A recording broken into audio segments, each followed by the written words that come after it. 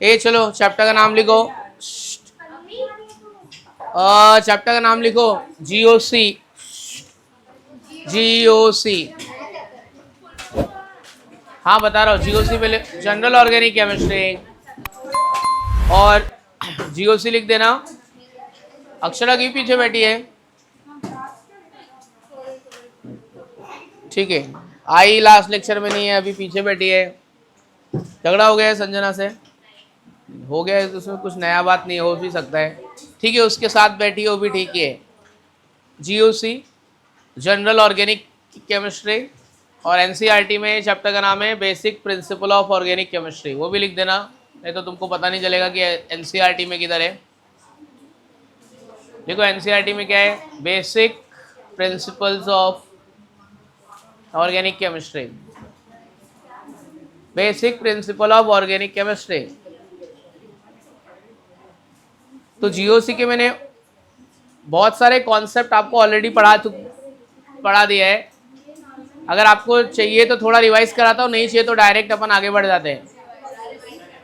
कौन कौन से कॉन्सेप्ट मैंने पढ़ा दिए है पहले ही तुमको, केमिकल बॉन्डिंग और पीरियोडिक टेबल में, वो मैं एक बार बता देता हूँ मैं।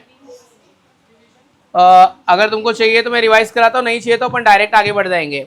तो आपके ऊपर है, आता है नहीं आता है देख। अभी ए भाई अभी चुप बैठ, जरा बात मत कर। कौन कौन से कॉन्सेप्ट मैंने पढ़ा दिए वो तुमको बताया तो मैं। अरे कौन है रे बात कर रहा है, चुप बैठना जरा, जिसको बात करने का बाहर निकल जाओ अभी। हो गया अभी तुम्हारा फालतू बात बंद करो अभी। ये क्या नाम है रहीर, चुप बैठना अभी। मैं बता रहा हूँ ना, जीओसी लिखा है ना मैंने ऊपर यार, GOC general organic chemistry. Bond fission इसके दो टाइप है, ये भी बता चुका हूँ, तुमको चाहिए रहेगा तो मैं वापस रिवाइज कर दूंगा। एक होमोलिटिक फिजन है, हाँ होमोलिटिक फिजन, हेटेरोलिटिक फिजन। क्या आपको चाहिए कि मैं वापस रिवाइज करूँ कि आपको जो पढ़ा है उसमें। होमोलिटिक फिजन, हेटेरोलिटिक फिजन, एक बार देख लेते क्या होता है। बॉन्ड फिजन जो है ना, ये आयोनिक के लिए एप्लीकेबल नहीं, किसके लिए एप्लीकेबल है, कोवेलेंट। तो बॉन्ड फिजन का मतलब होता है breaking of a covalent bond. क्या होता है, what do you mean by bond fission, breaking of a covalent bond. Covalent bond की ब्रेकिंग को हम लोग बोलते हैं बॉन्ड फिजन। तो ब्रेकिंग दो टाइप की होती है, एक होती है सिमेट्रिकल ब्रेकिंग और एक होती है एसिमेट्रिकल ब्रेकिंग। तो कोई पूछा होमोलिटिक फिजन क्या होता है तो बोलने का सिमेट्रिकल ब्रेकिंग। हेटेरोलिटिक फिजन क्या होता है, एसिमेट्रिकल ब्रेकिंग। अब ये दोनों क्या है, इसमें क्या क्या होता है, क्या प्रोड्यूस होता है, कैसे होता है, वो अपन डिटेल में ऑलरेडी पढ़ चुके हैं। तो भी एक बार चैप्टर में आया है तो फिर से देख लेते हैं, क्योंकि भूल गए रहोगे। तो बॉन्ड फिजन सबसे पहले मैं डिफाइन करूंगा, what do you mean by bond fission. So it is a cleavage of covalent bond or the breaking of covalent bond. There are two types of breaking, homo and hetero. Let's start with the homolytic fission.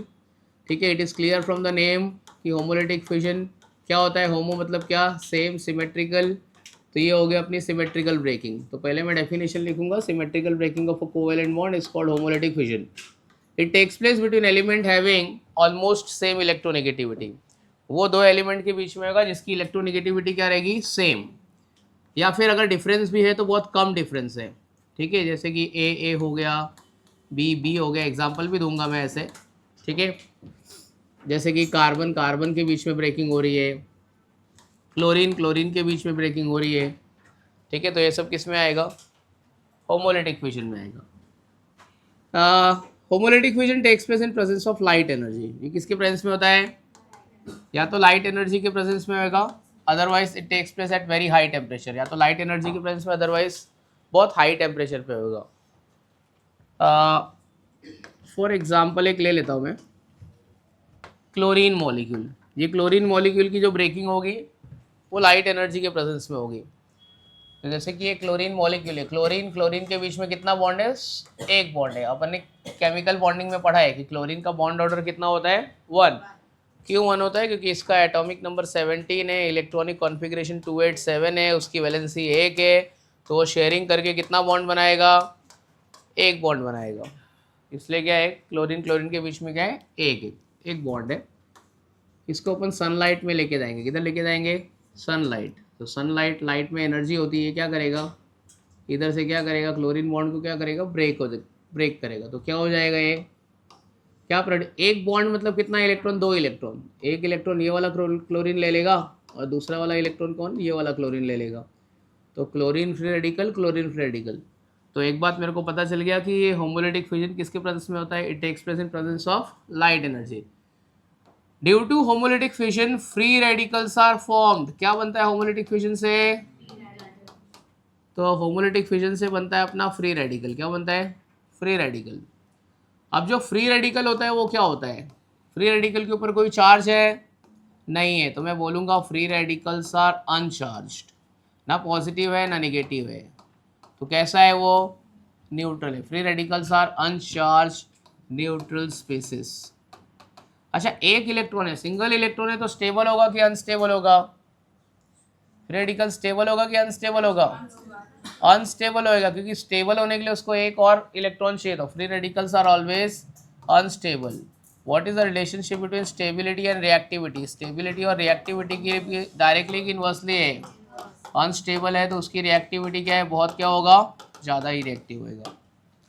समझा। कोई आपको पूछा कि free radical के outermost shell में कितना electron होता है, तो बोलने का 7, it has 7 electron in its outermost shell. देखना क्लोरीन फ्री रेडिकल, मतलब क्लोरीन का एटॉमिक नंबर 287 है ना, ये देखिए 2 वो हो गया, ये 4 हो गया, ये 6 हो गया, और ये क्या हो गया 7। तो क्या है, ये फ्री रेडिकल है, अनस्टेबल है। क्या ये फ्री रेडिकल्स अनस्टेबल, स्टेबल वाले का रिएक्टिविटी क्या होएगा, बहुत ज़्यादा होएगा।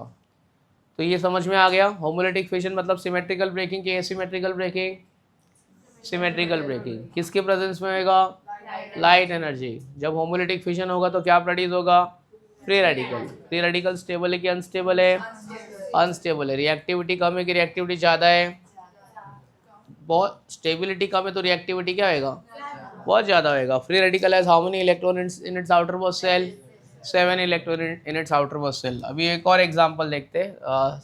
यहाँ पे मैं एक एग्जांपल और लेता हूँ, मीथेन, सॉरी इथेन, ये CH3 ठीक है। लाइट एनर्जी के प्रेजेंस में यहाँ पे लाइट एनर्जी, अच्छा ये light energy sunlight, UV light, IR कुछ भी हो सकता है। ये इधर से बॉन्ड टूटा, क्या प्रोड्यूस होगा, methyl free radical plus methyl free radical, तो ये फ्री रेडिकल प्रोड्यूस हो गया। समझ में आया, ठीक है। अच्छा, इसके आपकी बॉडी में भी फ्री रेडिकल प्रोड्यूस होता है, आपको पता है। आपकी बॉडी में विटामिन डी है, विटामिन डी तुमको मालूम है, मैंने बताया था तुमको, कॉम्प्लेक्स के फॉर्म में प्रेजेंट होता है। तो अपने को कहाँ से मिलेगा, सनलाइट से, बोलते हैं ना सनलाइट। तो सनलाइट विटामिन डी मिलने का सोर्स नहीं है, क्या है वो, मीडियम है। सोर्स तो आपका डेली डाइट ही है, डेली डाइट्स में जो खा रहे हो तुम लोग सुबह शाम, उधर से ही विटामिन डी मिलता है। 2 टाइप के विटामिन होते हैं, फैट सोल्यूबल और वाटर सोल्यूबल। पता है कि नहीं पता, इतना तो बचपन में पढ़ा रहेगा ना। There are 2 types of vitamin, water soluble, fat soluble. Water soluble vitamin कौन से, BC। Fat soluble vitamin ADE तो ADE आपके फैट सोल्यूबल, तो डी किस में आएगा, फैट सोल्यूबल विटामिन। जो भी फैटी एसिड वाली चीज़ें खाओगे सब में से क्या मिल जाएगा तुमको, विटामिन डी। बट वो कॉम्प्लेक्स के फॉर्म में प्रेजेंट है, आपकी बॉडी एब्जॉर्ब नहीं कर पाएगी। कॉम्प्लेक्स के फॉर्म में है, स्टेबल है, स्टेबल मतलब रिएक्टिव नहीं है। तो बोलते हैं ना हम लोग उसको लेने के लिए कहाँ जाएंगे, सनलाइट। बॉडी पे सनलाइट गिरेगा, विटामिन डी का क्या प्रोड्यूस होगा, फ्री रेडिकल। फ्री रेडिकल की स्टेबिलिटी ज़्यादा है कि कम है, अरे फ्री रेडिकल की स्टेबिलिटी क्या है, कम है, तो बहुत जल्दी से क्या होएगा, वो रिएक्ट हो जाएगा, ठीक है। विटामिन डी, सनलाइट आपकी बॉडी पे गिरेगी, फ्री रेडिकल प्रोड्यूस होगा, बहुत ज़्यादा रिएक्टिव हो, बॉडी पे क्या होएगा, एज्यूमुलेट हो जाएगा। समझ में आया। फूड रहता है ना आपके पास में, सपोज कोई भी फूड है, आपने फूड को ओपन एटमॉस्फेयर में रख दिया तो वो रैंसिड हो जाएगा, रैंसिडिटी पड़ा रहेगा ना, ठीक है। पोटैटो का भाजी लेके आओ, पूरा दिन बंद करके रखा है, शाम को तुमको स्मेल आने लगेगा, या कोई भी चीज़ें ख़राब हो जाएगी। बिस्किट रख दिया अपन ने ऊपर एटमॉस्फेयर में, 2 दिन बाद खाओ, तुमको थोड़ा सा चेंज पता चलेगा। तो फूड क्यों ख़राब हो जाता है, बिकॉज उसका एटमॉस्फेरिक ऑक्सीजन से कांटेक्ट होगा, ऑक्सीडेशन हो गया, बहुत सारा फ्री रेडिकल प्रोड्यूस होगा। क्या प्रोड्यूस होगा, अब उसने रिएक्टिविटी उसकी बढ़ गई है, अब वो क्या होएगा, रैंसिड हो जाएगा। क्या हो जाएगा, रैंसिड। इसलिए अगर आपकी मम्मी आपको सब्जी देगी और बोलेगी ट्रैवलिंग में जाने का है, तो ऑयल थोड़ा ज़्यादा डाल देगी। ऐसे तुमने कभी देखा है कि अगर आप ट्रैवलिंग में जा रहे हो ऑयल थोड़ा ज़्यादा डाल देगी, क्योंकि ऑयल क्या करेगा, अपर लेयर से उसका कांटेक्ट, एटमॉस्फेरिक एयर से कांटेक्ट उसका ब्रेक करेगा, तो फूड का ऑक्सीडेशन नहीं होएगा, फ्री रेडिकल प्रोड्यूस नहीं होएगा, और आपका फूड ख़राब नहीं होएगा। तो ये होमोलिटिक फ्यूजन तुम्हारे डे टू डे लाइफ में बहुत इंपॉर्टेंट है।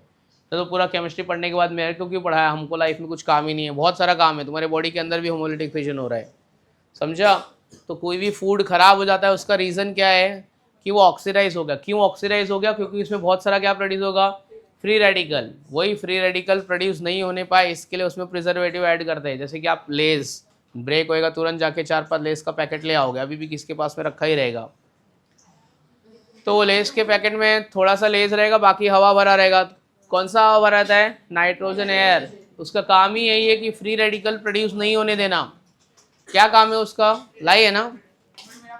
हाँ ठीक है ना, तो क्या हुआ, अपन बात कर लेते हैं ना। ऐसा कुछ तो इसमें मतलब अगर इसमें एयर नहीं है तो समझ जा कि इसमें अच्छा है, एयर है ना, है एयर है। ये देख, ये कहाँ खोखला किधर है? एयर है इसमें। क्या इसमें नाइट्रोजन एयर, वो नाइट्रोजन एयर इसके लिए डाला है क्योंकि वो क्या करेगा, फ्री रेडिकल को फॉर्म नहीं होने देगा। फ्री रेडिकल बन गया, रिएक्टिविटी बढ़ गई, रिएक्टिविटी बढ़ गई, फूड से रिएक्ट कर जाएगा और फूड वैल्यू क्या होगा, कम हो जाएगा, वो ऑक्सीडाइज हो जाएगा, रैंसिड हो जाएगा, फिर उसकी कोई फूड वैल्यू नहीं है। समझा? तो प्रिजर्वेटिव उसके लिए बनाया है कि वो फूड में डालने के बाद में फ्री रेडिकल प्रोड्यूस नहीं हो। फ्री रेडिकल कैसे प्रोड्यूस होता है? होमोलिटिक फिशन से। समझ में आया? ये पहले भी पढ़ा चुका हूँ, फिर पढ़ा रहा हूँ क्योंकि तुमको चैप्टर में आए। अभी इसके बाद में अपन देखेंगे हेटेरोलिटिक फिशन। अच्छा सुनो अभी जरा, एक रिएक्शन हमने बचपन में देखा था, क्लोरीनेशन ऑफ मीथेन, देखा था कि नहीं देखा था? अगर आपने इसके ऊपर यूवी लाइट या सनलाइट नहीं लिखा तब ये रिएक्शन नहीं होगा। आप कितना भी मीथेन में क्लोरीन डाल लो, मिलाओ उसको, कुछ भी करो, ऐसा लैब में रखे रहो, बैठे रहो, नहीं होएगा रिएक्शन तो नहीं होगा। रिएक्शन इनिशिएट ही नहीं होएगा, क्लोरीन और मीथेन आपस में रिएक्ट करेगा ही नहीं। उसको रिएक्ट कराने के लिए तुमको मीथेन, टेस्ट ट्यूब में मीथेन लिया, क्लोरीन डाला, ऐसा शेक करो, नहीं हो रहा है, बाहर जाओ सनलाइट में, सनलाइट में ऐसे दिखाओ टेस्ट ट्यूब को कि मैंने मीथेन क्लोरीन डाल के लाया है सनलाइट में, तो क्या आएगा, फ्री रेडिकल स्टार्ट हो। जब तक क्लोरीन ब्रेक नहीं होएगा तब तक रिएक्शन स्टार्ट होएगा क्या? नहीं। तो मुझे रिएक्शन किसके प्रेजेंस में करना पड़ेगा? UV light, sunlight. ठीक है, मैं इसका मैकेनिज्म बताता हूँ तुमको आज। जीओसी मतलब general organic chemistry. Organic chemistry के तुमको क्या पढ़ना है? तुमको यहाँ पे बेसिक्स पढ़ना है। ठीक है, आप यहाँ पे यूवी लाइट भी लिख सकते हो और यहाँ पे सनलाइट भी लिख सकते हो, या फिर एच न्यू भी लिख सकते हो। ऐसा एच न्यू लिखा मतलब समझ जाने का, लाइट एनर्जी, फोटोन, तब जाके रिएक्शन स्टार्ट होगा। क्या होगा बोलो? यहाँ पे CH3Cl HCl। आपको कोई पूछा कौन से टाइप का रिएक्शन, एडिशन रिएक्शन है कि सब्स्टिट्यूशन रिएक्शन है, तो आपको क्या बोलने का है? It is a type of which reaction, substitution reaction. और जब तक सनलाइट नहीं डालेंगे तब तक रिएक्शन स्टार्ट नहीं होगा। लास्ट बेंच वाली बच्ची, अपने को लग रहा है कि वाओ कितना सिंपल रिएक्शन है, एक स्टेप में हो गया, बट एक्चुअली एक स्टेप में रिएक्शन नहीं हुआ है, ये 3 स्टेप में रिएक्शन है। कितने स्टेप में है? 3 स्टेप। वो अपने को कब पता चलेगा? रिएक्शन के मैकेनिज्म में। कब पता चलेगा? मैकेनिज्म में। कोई पूछा मैकेनिज्म क्या होता है, तो बोलने का path followed by the reaction is known as mechanism. Organic chemistry में मैकेनिज्म मालूम होना चाहिए। मैकेनिज्म मतलब कैसे हो रहा है, क्यों हो रहा है, सर ऐसे कैसे H और Cl निकल गया, ये बन गया, वो कहाँ पता चलेगा? मैकेनिज्म में। कितने स्टेप में हो रहा है? 3 स्टेप में। 3 स्टेप में स्टेप 1 का नाम है चेन इनिशिएशन। क्या नाम है? इनिशिएशन मतलब क्या होता है? स्टार्ट होना कि बंद होना? हाँ, तो रिएक्शन कब स्टार्ट? जब तक क्लोरीन का बॉन्ड ब्रेक नहीं होगा तब तक रिएक्शन स्टार्ट नहीं होगा। और ये रिएक्शन को स्टार्ट करने में पहला रोल किसका है? Light energy. लाइट एनर्जी आई, यहाँ पे गिरी, क्लोरीन का फ्री रेडिकल प्रोड्यूस हो गया, अब रिएक्शन स्टार्ट हुआ है। समझा? जब तक आप लैब के अंदर हो, डार्क में हो, कुछ नहीं होएगा, आपको आना पड़ेगा। कहाँ आना पड़ेगा? बाहर आना पड़ेगा, सनलाइट दिखाना पड़ेगा। स्टेप 2, अब रिएक्शन आगे बढ़ेगा। जब रिएक्शन आगे बढ़ता है तो उसको क्या बोलते हैं? क्या बोलते हैं उसको? हाँ, मेरा स्टेप 1 था चेन इनिशिएशन। स्टेप 1 क्या था? Chain initiation. ये क्या हो गया अपना? Chain propagation. प्रोपोगेट होना मतलब आगे बढ़ना। अभी देख, क्लोरीन फ्री रेडिकल बन गया, हाईली रिएक्टिव के लेस रिएक्टिव है, हाईली रिएक्टिव। ये मस्ती करेगा, किसके साथ मस्ती करेगा? जो इसके बाजू में प्रेजेंट है, इसके साथ मस्ती करेगा। इसके ना, इसको क्या बोलेगा? इसको तो स्टेबल होने का है, इसको मस्ती करेगा बार बार। CH4 को मस्ती करेगा। क्या मस्ती करेगा बताता हूँ मैं। ये CH4 है, क्लोरीन फ्री रेडिकल आया, इसको क्या बोलेगा मालूम है? ए मीथेन, एक H देना, देना देना देना, एक H देना, देना एक H दे मेरे को, क्योंकि फ्री रेडिकल है ना, बार बार उसको अटैक करेगा। देना एक H दे, दे दे दे, देना पड़ेगा उसको, H देगा वो, एक H ले लेगा उसका। तो मीथेन मॉलिक्यूल के ऊपर बार बार अटैक कर रहा है, एक H ले लेगा उसका। उसको नहीं देना है, बोलेगा मैं नहीं दूंगा, मेरा बॉन्ड सेटिस्फाइड है, मैं स्टेबल हूँ, नहीं तो भी देना पड़ेगा क्योंकि मैं फ्री रेडिकल हूँ, मेरे को स्टेबल होने का है। इसका विचारेगा, एक H ले लेगा। एक H लेके क्या हो जाएगा ये HCl। अब ये ले, ये मीथेन, ये ले, मीथेन की वाट लग गई, ये मिथाइल रेडिकल बन गया। मीथेन क्या बन गया, उसका एक H कौन ले लिया। अब मिथाइल रेडिकल वो भी अनस्टेबल हो गया, वो भी चुप नहीं बैठेगा, वो भी चुप नहीं बैठेगा ना। अपन क्लोरीन देखो, मीथेन और क्लोरीन, इसमें क्लोरीन एक्सेस में होता है। क्लोरीन क्या होता है, क्योंकि क्लोरीन गैस अपन ज़्यादा अमाउंट में लिया है, क्लोरीन गैस कंपेरेटिवली मीथेन से ज़्यादा होएगा। तो ये मिथाइल रेडिकल क्या करेगा, क्लोरीन को डिस्टर्ब करेगा। अब ये तो मतलब एक ही बार में सब थोड़ी ये फ्री रेडिकल प्रोड्यूस, कुछ तो गैस बची रहेगी ना, ये एक्सेस में क्लोरीन, तो और भी क्लोरीन प्रेजेंट है। तो मिथाइल रेडिकल क्या करेगा, मिथाइल रेडिकल किसको जाके डिस्टर्ब करेगा, क्लोरीन को। उसको बोलेगा भाई तो कुछ मेरे को देना, तुम्हें को क्लोरीन दे, क्लोरीन दे, क्लोरीन दे, क्लोरीन दे देगा वो। तो क्या बन जाएगा, इसका क्लोरीन ले लेगा, क्या होएगा ये CH3Cl। फिर क्या बन जाएगा, अरे भाई क्या क्लोरीन रेडिकल ले, फिर क्लोरीन, फिर वापस क्लोरीन रेडिकल जिंदा हो गया। हाँ तो बोल रहा हूँ ना, एक्सेस में है, एक ही थोड़ी है। 1 मोल कंटेन 6.023 इंटू 10⁻23 फंडामेंटल पार्टिकल, एक ही थोड़ी है। कितना है, 6 इंटू 10⁻23 है। वो तो मैं खाली बता रहा हूँ कि एक मैंने लिया है, तो एक्चुअली इतना सारा है। एक मोल में इतना फंडामेंटल पार्टिकल होता है ना, एटम, आयन और मॉलिक्यूल। ये बोल रहे दो कहाँ से आया, दो थोड़ी है, 6 इंटू 10⁻23, गिन जाके अंदर बैठ के। अच्छा सवाल है, एक सर एक हो गया तो दूसरा कहाँ से लाया, बहुत है अपने पास। ऐसे फालतू सवाल आप भी पूछ सकते हो, कोई प्रॉब्लम नहीं है। ऐसे जो भी डाउट रहेगा दिल में पूछ लो, कहाँ से लाए।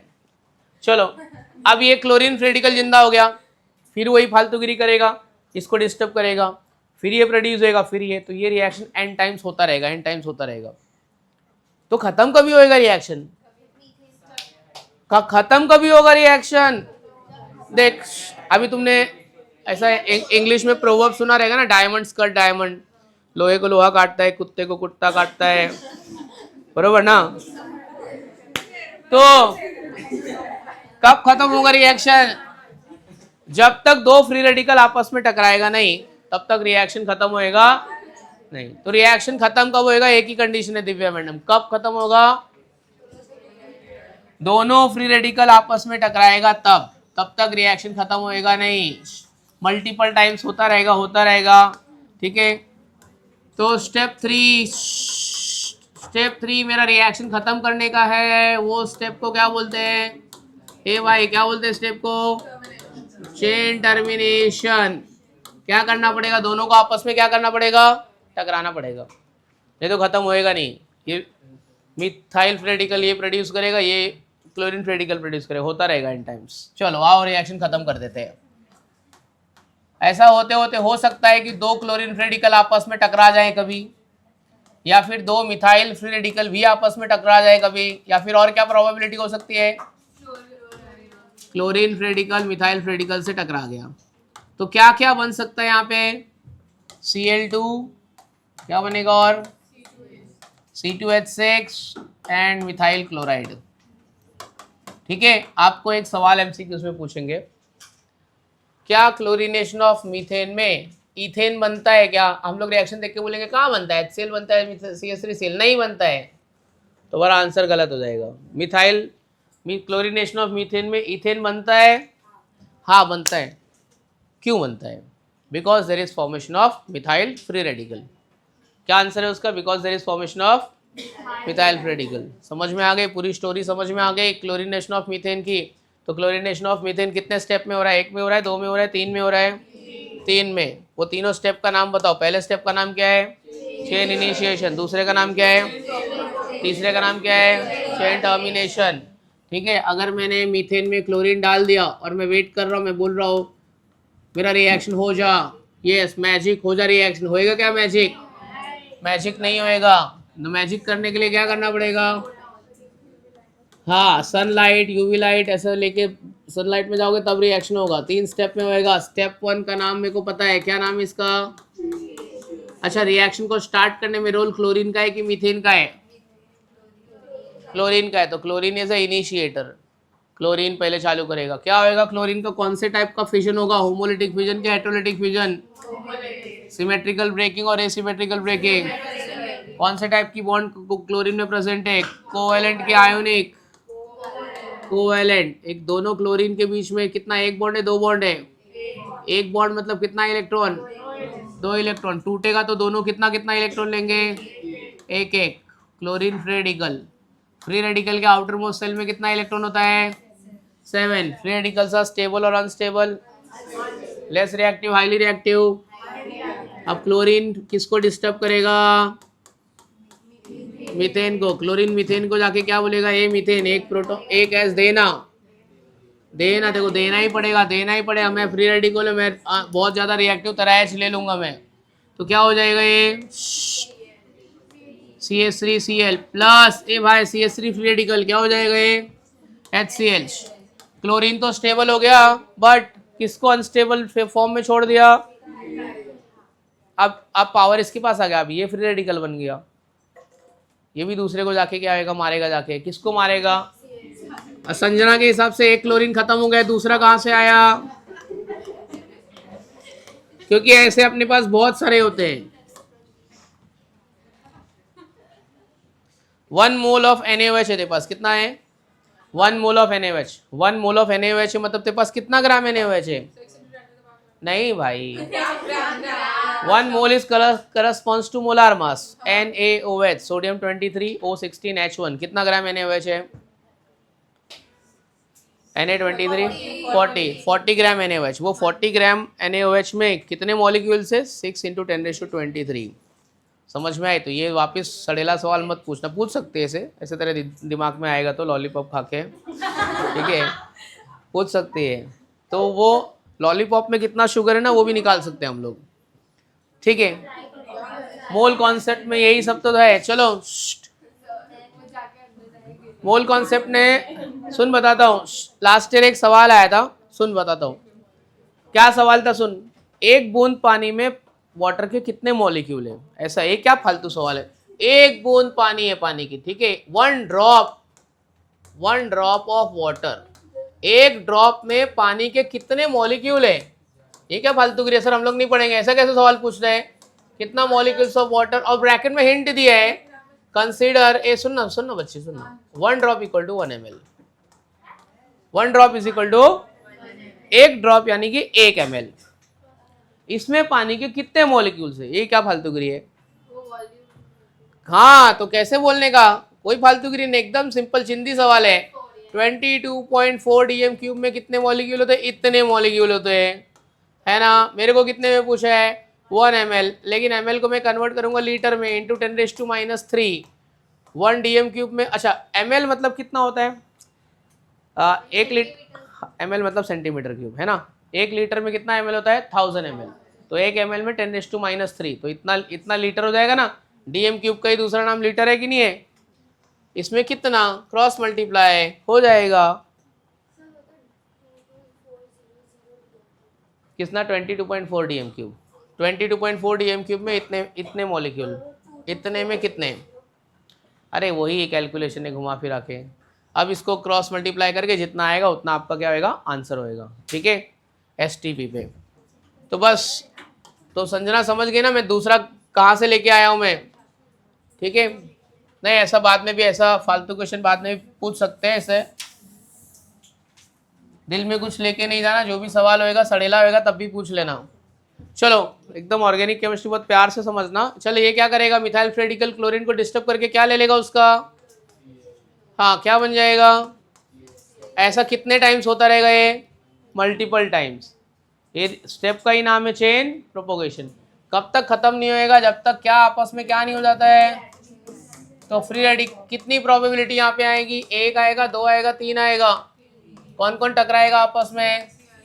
Cl से Cl टकराएगा, मिथाइल से मिथाइल टकराएगा, और किससे क्या टकराएगा? हाँ, और क्या आएगा? मिथाइल से। तो यहाँ पे एक नया बात पता चलता है भाई, क्लोरीनेशन ऑफ मीथेन में इथेन भी बनता है because of what? Methyl free radical. ये सब मैं क्या पढ़ा रहा हूँ? होमोलिटिक फिजन पढ़ा रहा हूँ, हेटेरोलिटिक फिजन पढ़ा रहा हूँ? Homolytic fission. समझ में आ गया? चलो अभी थोड़ा सा लिखते हैं। तो GOC, देख ये पूरे ऑर्गेनिक केमिस्ट्री का बेसिक है। GOC खत्म ना, तो इसके बाद अपना इसके ऊपर से एप्लीकेशन चालू होएगा हाइड्रोकार्बन, उसमें 4 चैप्टर है, एल्केन, अल्कीन, अल्काइन, एरोमेटिक, उसमें ये सब पूरी है। तो बहुत बेसिक है, तो ये बहुत आराम से धीरे धीरे प्यार से पढ़ेंगे अपन। कोई भी कॉन्सेप्ट नहीं आएगा तो पूछने का, रोज लेक्चर में रिवाइज करके आना, ये तो बाद में बोलोगे। हर स्टूडेंट 12वीं का हर बच्चा रोता रहेगा और बोलेगा सर एक बार जीओसी सिखा दो ना। हर बच्चा, किसी भी बच्चे से मिलो जाके, ये बिल्डिंग में जितने भी स्टूडेंट आते हैं ना, हर बच्चा रोता रहेगा, मोस्टली 99% रोते हैं। ये जीओसी में था सब। 12वीं में तुमको इन केस में केमिस्ट्री सिखाने नहीं है, कोई दूसरा टीचर बोले जी जीओसी में जीओसी का कंसेप्ट है, तो जस्ट जीओसी आज स्टार्ट हो रहा है, दिव्या एब्सेंट नहीं होना है। चलो लिखते हैं, चलो लिखते, स्टार्ट करते हैं। जीओसी, अपने अपने भगवान का नाम ले लो, याद कर लो अपने अपने भगवान को, बॉयफ्रेंड को याद कर लो। स्टार्ट करते हैं, ठीक है, जिसको जो पसंद है। Heading right on bond fission, bond fission, bond fission में लिखो ब्रेकिंग और क्लीवेज ऑफ कोवेलेंट बॉन्ड,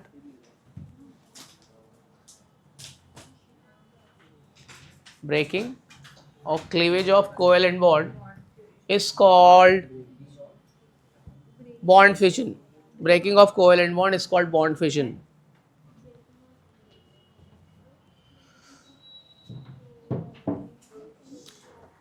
ठीक है, बॉन्ड फिजन की डेफिनेशन लिख लिया, तो breaking of a covalent bond is called bond fission. ठीक है, इसके बाद में टाइप्स ऑफ बॉन्ड फिजन, तो अपने पास 2 टाइप है। याद आ रहा है तुमको, मैंने नीचे वाली क्लास में काफ़ी टाइम पहले पढ़ाया रहेगा कि कुछ भी नहीं याद आ रहा है, कुछ भी नहीं याद आ रहा है, खाली इतना ही याद आ रहा है हाँ सर ऐसा कुछ पढ़ाया था, क्या अंदर पढ़ाया था वो नहीं पता है।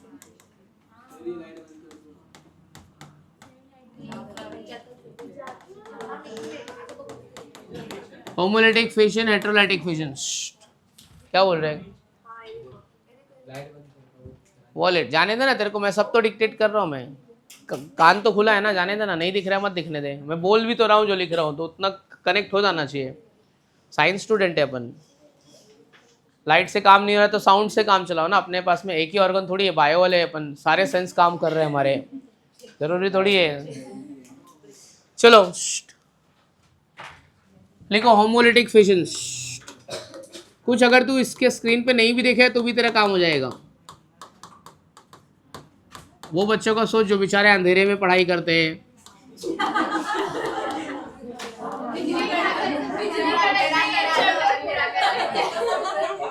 लिखो होमोलिटिक फिजन में पहला symmetrical breaking of a covalent bond, symmetrical breaking of a covalent bond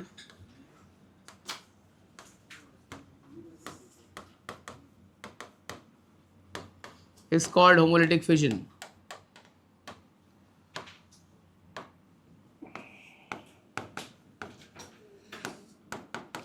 ठीक है,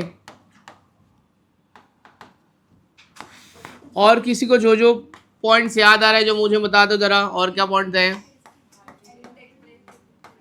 हाँ पहले लिखो, सेकेंड पॉइंट में लिखो, it takes place between two atoms having same और स्लाइटली डिफरेंस इन इलेक्ट्रोनेगेटिविटी। ऐसे चीटिंग मत करो। It takes place between two element having बोलो जरा। हाँ, it takes place between two element having same और स्लाइटली डिफरेंस इन इलेक्ट्रोनेगेटिविटी।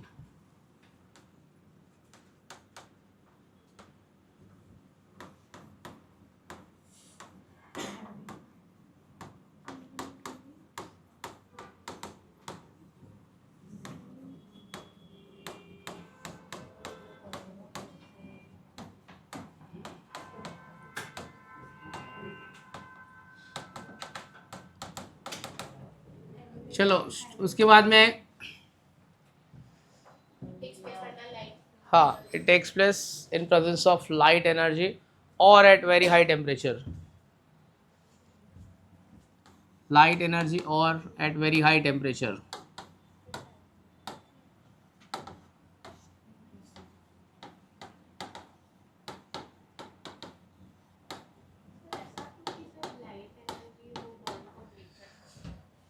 क्योंकि वो रिएक्शन का रिक्वायर्ड कंडीशन वो लाइट एनर्जी है, उतने ही पर्टिकुलर टेम्परेचर पे होएगा। ज़्यादा हो जाए नहीं सब, मतलब लाइट एनर्जी मतलब तेरा देखो विटामिन डी देखो सुबह की लाइट में मिलेगा कि 12 बजे मिलेगा, सुबह की लाइट में, तो उसका कंडीशन है जब स्लैंट पड़ेगा वो पर्टिकुलर टेम्परेचर पे, ऐसा है। हाँ कोई और लाइट मतलब यूवी लाइट ले ले, सनलाइट ले ले, कुछ भी मतलब इन प्रेजेंस ऑफ लाइट। हाँ बट ये लाइट एनर्जी चीपेस्ट सोर्स है ना, केमिकल रिएक्शन करने का कुछ क्राइटेरिया बिना महंगा नहीं करूँगा ना, सस्ता टाइप में सस्ते में हो जाए, इसके लिए लाइट एनर्जी चीपली अवेलेबल है। देखो हाई टेम्परेचर के लिए देखो गैस जलाना पड़ेगा, गैस जलाने के लिए देखो फ्यूल लगेगा, तो इससे अच्छा है आइडियल कंडीशन क्या है, लाइट एनर्जी में कर लो, है ना। तेरे पास ऑप्शन है कि सिलेंडर जला के इधर करना है कि बाहर जाना है, 2 मिनट बाहर जाके आ जा, फटक से हो जाएगा।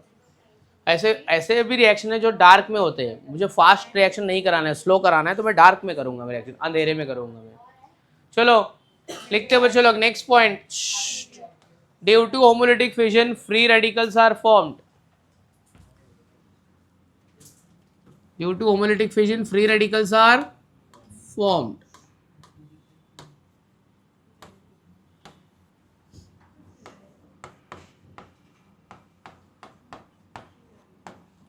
Due to homolytic fission, free radicals are formed. Free radical.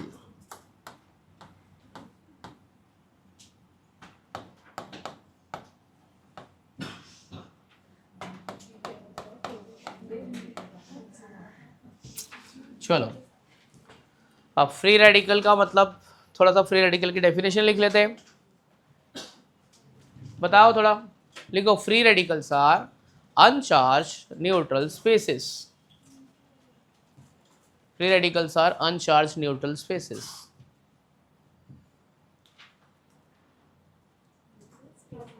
हाँ uncharged neutral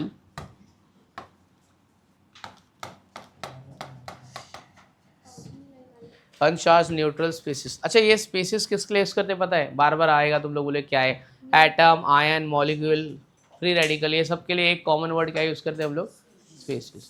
iso electric spaces बताया था ना, तो उसमें uncharged neutral species, it has 7 electron in its outermost shell, it has 7 electron in its outermost cell.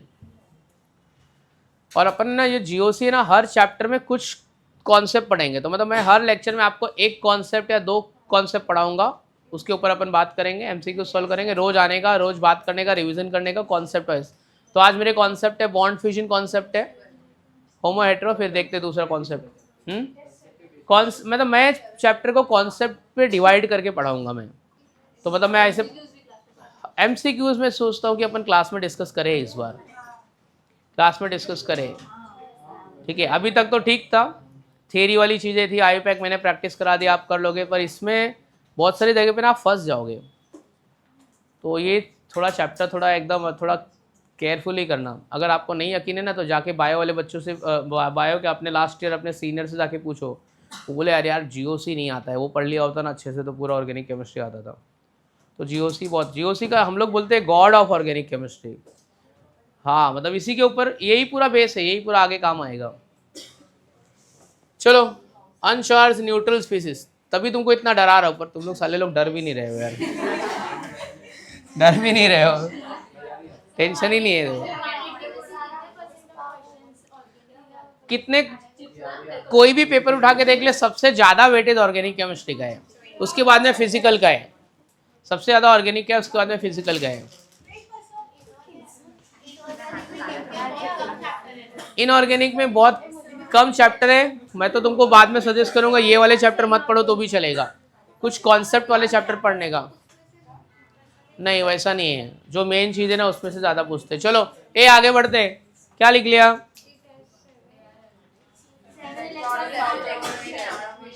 हाँ next point में लिखो free radicals are highly reactive, लिखा free radicals are highly reactive. Sarang remote देना जरा, AC का। Free radicals are highly reactive.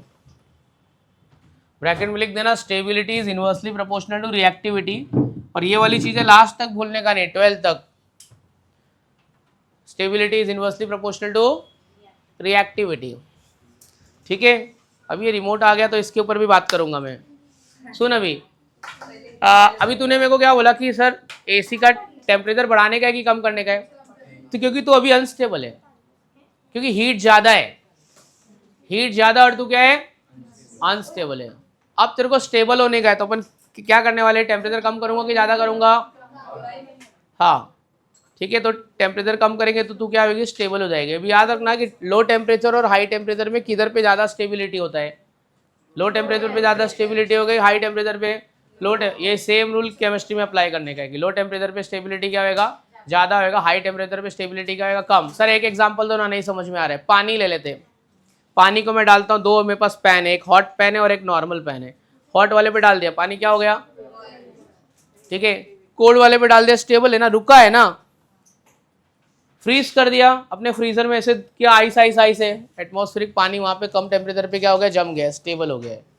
तो ये याद रखना, लो टेम्परेचर पे स्टेबिलिटी क्या होता है, ज़्यादा। हाई टेम्परेचर पे स्टेबिलिटी क्या होता है, कम। जिधर स्टेबिलिटी कम उधर रिएक्टिविटी ज़्यादा, ठीक है। इसके लिए दे रहा हूँ, बहुत काम आने वाला है ये लिखने। हाँ, इसलिए अपन मोस्टली ऑर्गेनिक केमिस्ट्री में जब तुम एक्सपेरिमेंट करोगे तो सब थोड़ा सा हीट करते भाई, थोड़ा जल्दी हो जाएगा ना रिएक्शन। इसलिए सब रिएक्शन पे एरो का साइन आप डाल सकते हो, कुछ स्पेसिफिक रिएक्शन को छोड़ के। 7 इलेक्ट्रॉन्स होते हैं, कुछ कुछ को छोड़ के, जैसे हाइड्रोजन के बारे में बात करेंगे तो नहीं होएगा कुछ, मतलब, और ज़्यादा करके 99% 7 ही रहेगा, ठीक है। हाँ, फ्री रेडिकल मतलब अनपेड इलेक्ट्रॉन ना, तो अनपेड का भी होगा।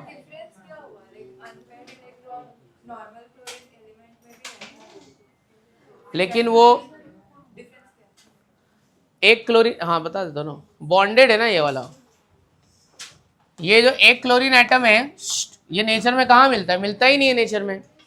देखो नेचर में क्लोरीन Cl मिलेगा कि Cl2 मिलेगा, Cl2 होता है, बट वो स्टेबल थोड़ी है, ये स्टेबल फॉर्म है, और ये क्या है इसका, अनस्टेबल में। तोड़ूंगा तो फिर वापस अनस्टेबल हो जाएगा, स्टेबल बनना चाहता है वो। ए हो गया, लिख के हो गया। नेक्स्ट पॉइंट लिखो, एग्जाम्पल। ए लिखा है क्या एग्जाम्पल तुमने? एग्जाम्पल,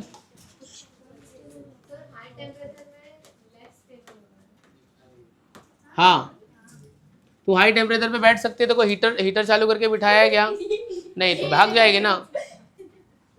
एसी चालू करके बिठाया, तेरे को फ्रीज करके, अच्छा तेरे को ठंडा ठंडा लगे इसके लिए एसी लगाया ना। चलो देख, ऑर्गेनिक केमिस्ट्री अगर तुमको समझ में आ गई ना तो घर पे रीड करने की जरूरत नहीं है, रटने का जरूरत नहीं है, एमसीक्यू तो आराम से सॉल्व हो जाएंगे।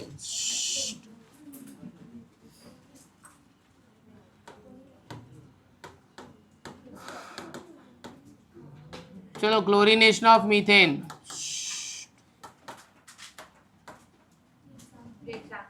हाँ, रिएक्शन मालूम है ना मेरे को, मीथेन का क्लोरीनेशन।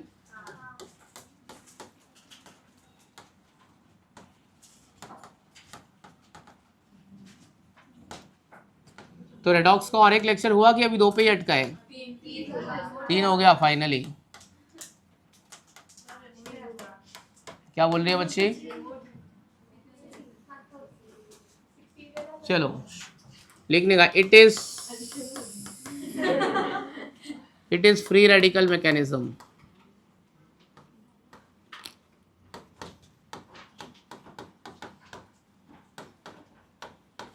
ये फ्री रेडिकल मैकेनिज्म है, कितने स्टेप में होएगा?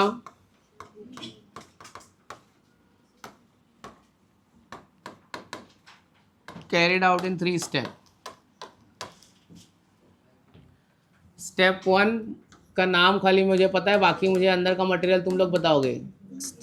क्या बोलते हो, चेन, हाँ, टर्मिनेशन, प्रोपोगेशन, टर्मिनेशन। चलो लिख डालो जरा फटाफट, देखते हैं किसको सब याद है। ओके मैडम, थोड़ा सा रुकेंगे। आपको लिखना है, आप आने वाली हो लिखने के लिए? चलो आ जाओ, कोई बात नहीं, अपनी बच्ची लिखना चाहती है तो लिख सकते हैं। ट्राई करेगी क्या? ट्राई करेगी?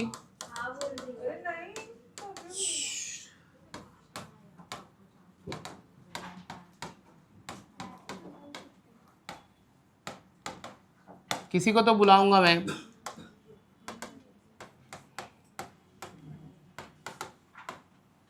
और जो लास्ट लेक्चर में नहीं आया था वो बच्ची को बुला सकता है, या तो दिव्या आएगी या तो अक्षरा आएगी, आपस में बता लो अपना क्या करने का है। काम बांट के लेने का है, डिवाइड करना है तो डिवाइड कर लो। स्टेप 2 के बाद में क्या बेटा, क्या स्टेप 3? ये देख, ये रिएक्शन कब तक रुकेगा नहीं, जब तक फ्री रेडिकल इंटरेक्ट नहीं होंगे। तेरे पास कितने फ्री रेडिकल है? 1 और ये 2 है ना। तो हो सकता है 2 फ्री रेडिकल आपस में मिले या एक दूसरे से मिले। तो 2 क्लोरीन मिल रहे हैं, 2 मिथाइल मिल रहे हैं, दोनों एक दूसरे से मिल रहे हैं। 3 ही प्रोबेबिलिटी है ना, और तो प्रोबेबिलिटी है नहीं, तो रिएक्शन खत्म हो जाएगा। स्टेप 3, तेरे पास फ्री रेडिकल स्टेप 2 में कितने हैं? 2। या तो दोनों को आपस में रिएक्ट करा दे, क्लोरीन क्लोरीन, हाँ एक ही डिब्बे में बंद है तो प्रोबेबिलिटी है, हो सकता है क्लोरीन क्लोरीन मिल जाए। हाँ, ये मल्टीपल टाइम हो रहा है, ये फिर क्लोरीन ये वाला रिएक्शन रिपीट कर लेगा। हाँ हाँ हाँ हाँ हाँ हाँ हाँ, बट बहुत सारे मॉलिक्यूल है ना। हाँ, तो मल्टीपल टाइम वो चल रहा है। अब ये डिब्बे के अंदर 2 फ्री रेडिकल है, तो 2 फ्री रेडिकल में आपस में रिएक्ट होने की 3 प्रोबेबिलिटी है। हाँ, ऑल्टरनेट होएगा, बहुत सारे मॉलिक्यूल है ना। चलो डन।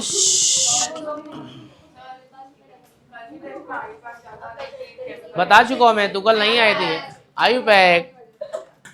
आयुपैक बता भी देता हूँ मैं। 45 क्वेश्चन में से 30 question IUPAC, 15 question chemical bonding. 3 paper बनाया हूँ, 2 सैंपल पेपर तुमको भेजा हूँ मैं। मतलब है, हार्ड वाली चीजें भी है।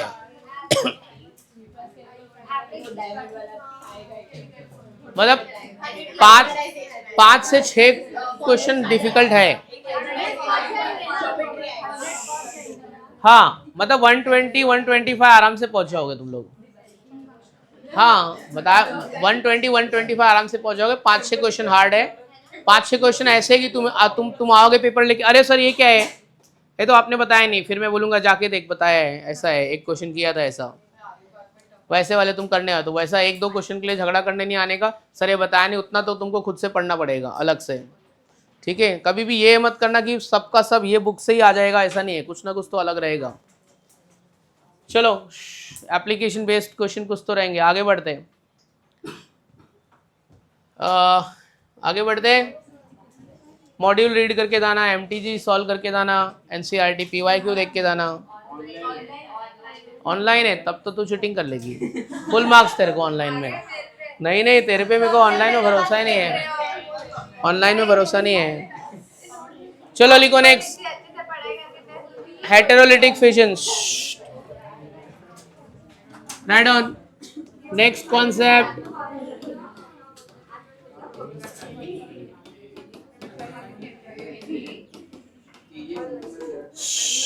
Heterolytic fission. और अगर तुमसे हो पाएगा ना तो एनसीईआरटी का बुक और स्टेट गवर्नमेंट का बुक दोनों ले लो, और अब से लेक्चर में लेके आना। हाँ, एनसीईआरटी, स्टेट गवर्नमेंट का बुक और तुम्हारा मॉड्यूल, ये 3 बुक मेरे लेक्चर में लेके आना। 11th का बुक ले लो यार तुम लोग, स्टेट बोर्ड का बुक ले लो, बहुत सारी चीज़ें हैं जो एनसीईआरटी में बहुत कॉम्प्लेक्स में और स्टेट बोर्ड में अच्छे से है। ठीक है, फिलहाल 11th का लेना, 12th का देख ले, किसी से भी ले ले, बहुत सारे बच्चे हैं, किसी से भी ले ले, डाउनलोड कर ले, मत खरीद, डाउनलोड कर, प्रिंट आउट लेके आ जा। चलो नेक्स्ट लिखो, heterolytic fission, asymmetrical breaking of a covalent bond. बस बस बाद में बात कर। Asymmetrical breaking of a covalent bond is called heterolytic fission. अच्छा, ये किसके बीच में होगा? एलिमेंट हैविंग सेम इलेक्ट्रोनेगेटिविटी और element having large difference in electronegativity. तो लिखो, it takes place between element having large difference in electronegativity.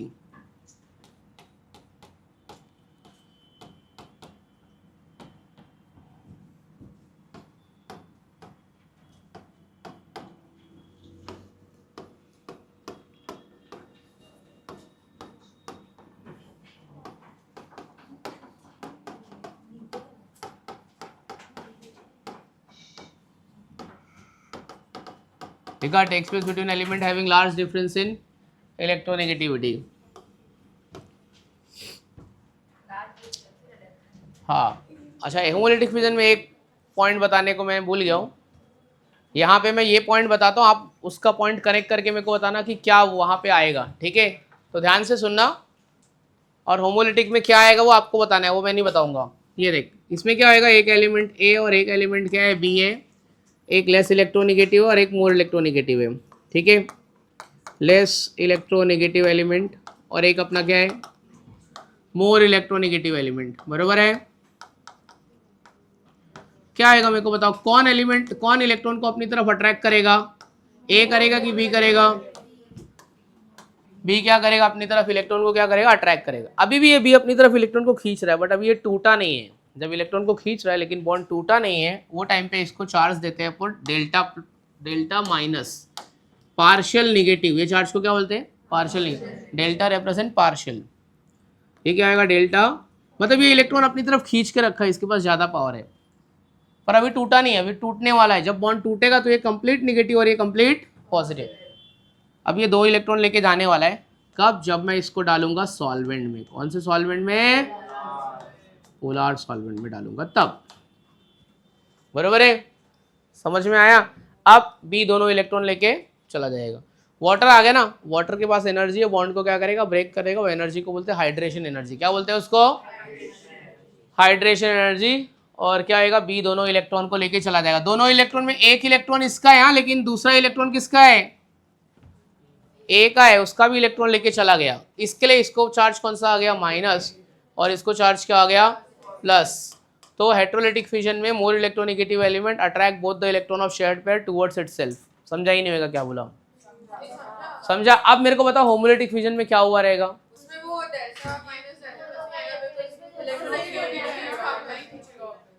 हाँ होमोलिटिक फिजन में क्या हुआ रहेगा, याद करो। होमोलिटिक फिजन, थोड़ा आधा घंटा पीछे चलते अपन लाइफ में, और ये दोनों में आधा घंटा पीछे है, तो ये दोनों की इलेक्ट्रोनेगेटिविटी क्या है, सेम है। जब बॉन्ड टूटेगा तो कोई किसी का इलेक्ट्रॉन नहीं ले पाएगा, दोनों अपना अपना इलेक्ट्रॉन लेंगे। इसके पास पावर ज़्यादा है तो ये इसका भी मार के दोनों इलेक्ट्रॉन ले लेगा अपने पास। तो ये ले लिया तो नेगेटिव, अब वो बोलेगा चल चल मैंने दे दिया, जा मैं पॉजिटिव। तो ये पॉजिटिव और ये नेगेटिव, समझा। पॉजिटिव नेगेटिव चार्ज क्यों डेवलप हुआ, डेल्टा प्लस डेल्टा माइनस का मतलब क्या है, अभी इलेक्ट्रॉन खींच रहा है। इसका मतलब क्या है मालूम है, electron density is more towards B और A, B, A is a donor and B is acceptor. समझ में आया। पार्शियल पॉजिटिव पार्शियल नेगेटिव का मतलब क्या होता है, खींच रहा है अपनी तरफ, पर अभी टूटा नहीं है बॉन्ड। कब पूरा पॉजिटिव आएगा, जब पूरा बॉन्ड क्या होगा, टूट जाएगा। कौन तोड़ा, पोलर सॉल्वेंट, है ना। HCl ले ले, सोडियम क्लोराइड ले ले, नमक, sodium chloride, electricity, sodium solid sodium chloride electricity conduct करता है क्या, नहीं। ऐसा नहीं बोलने का कि उसमें आयंस नहीं है, ऐसा बोलने का फ्री आयंस नहीं है। पानी में डाल दिया, पानी में सोडियम क्लोराइड को ऐसे मैंने मस्त अच्छे से डाल दिया। अब पानी की वजह से क्या हो गया, पॉजिटिव और नेगेटिव चार्ज क्या हो गया, डेवलप हो गया। क्लोरीन इलेक्ट्रॉन लेके चला गया, सोडियम ने इलेक्ट्रॉन दे दिया, अब उसमें आयंस प्रोड्यूस हो गए। क्या प्रोड्यूस हो गए, आयंस। तो पोलर सॉल्वेंट में क्या होता है, एनर्जी। पानी में क्या है, एनर्जी। क्या बोलते हैं उसको, हाइड्रेशन एनर्जी। क्या बोलते हैं। तो यहाँ पे भी पोलर सॉल्वेंट ने बॉन्ड को क्या कर दिया, तोड़ दिया। एक पॉजिटिव बन गया और एक क्या बन गया, नेगेटिव। चलो लिख लो, अगली लाइन मेरे को लिखाने का है, लिखो जरा, लिखो। In heterolytic fission, in heterolytic fission more electronegative element attract both the electron of shared pair towards itself. More electronegative element attract both the electron of shared pair towards itself. दोनों electron अपनी तरफ क्या करेगा, वो खींच लेगा। both the electronegative element, क्या लिखा, more electronegative element attract electron of shared pair towards itself। ये लाइन का मतलब समझा ना, ये लिखो। अच्छा, यही वाला स्टेटमेंट होमोलिटिक के लिए क्या होएगा, हाँ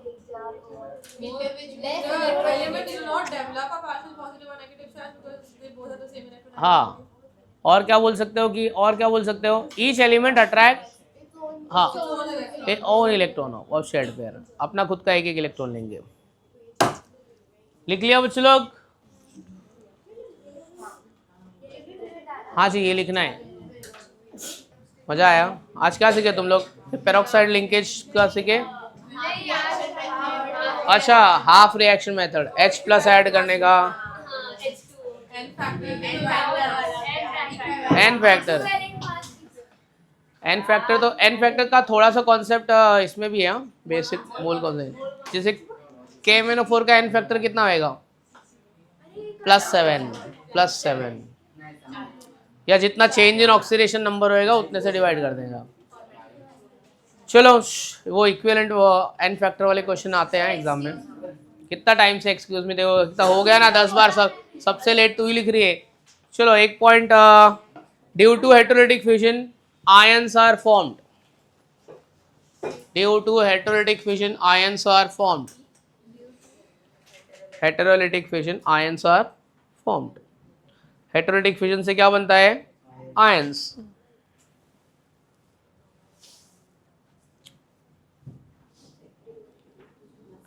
ये लिखा, it takes place in presence of polar solvent.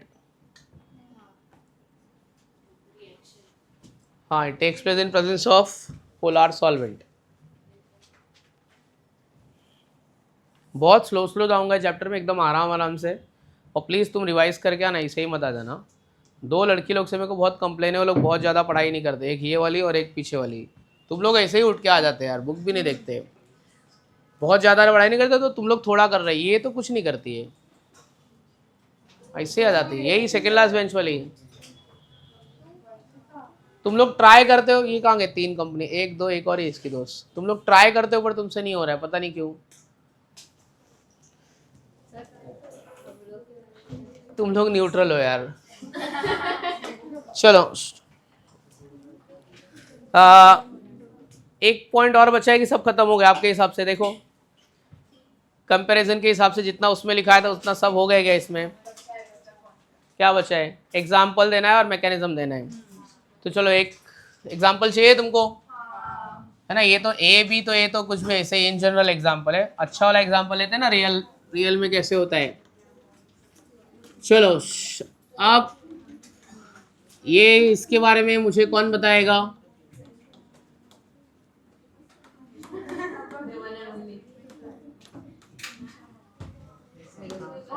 नहीं, मैं वन एंड ओनली वाले से नहीं पूछूंगा। मेरे को क्या पूछना है पता है? सुनो, मेरे को पूछना है कि कौन सा बॉन्ड ब्रेक होगा, CC बॉन्ड ब्रेक होगा कि CCl ब्रेक होगा?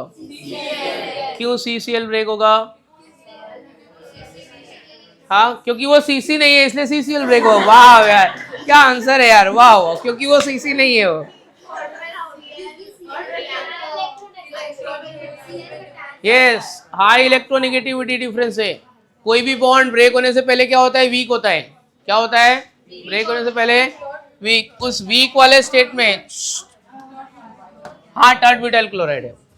जब बॉन्ड वीक होएगा, अच्छा, इलेक्ट्रॉन किसके पास ज्यादा अट्रैक्ट किसकी तरफ होंगे? Partial electronegative, partial electro positive. चलो रे बच्चों लोग बोलो, इलेक्ट्रॉन लेके कौन जाएगा अपने पास? क्लोरीन इलेक्ट्रॉन लेके जा रहा है। चार्ज कौन सा क्लोरीन को? और कार्बन को कौन सा चार्ज डेवलप होगा? पॉजिटिव। ये एग्जांपल पहले भी देख चुके, ठीक है। ये हो गया,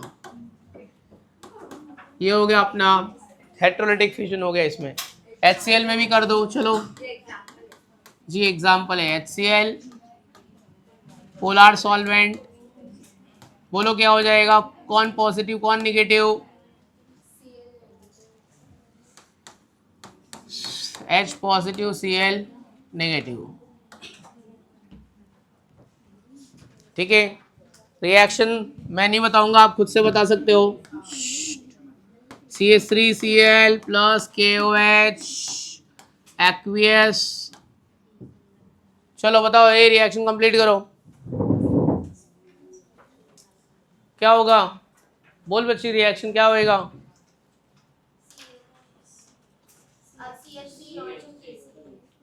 हाँ, सब्स्टिट्यूशन रिएक्शन है। Switching of ions takes place. Ions को स्विच कर दो। ज़्यादा पॉजिटिव ज़्यादा इलेक्ट्रोनेगेटिव के साथ चला जाएगा, तो के किसके साथ चला जाएगा, Cl के साथ में। तो ये सब्स्टिट्यूशन रिएक्शन है, आयंस दोनों एक दूसरे के आयंस स्विच हो जाएंगे। क्लोरीन बोलेगा मेरे को मिथाइल के साथ नहीं रहना है, पोटेशियम बोलेगा मेरे को इसके साथ नहीं रहना है, तो दोनों आपस में क्या आएंगे, स्विचिंग हो जाएगा यहाँ पे।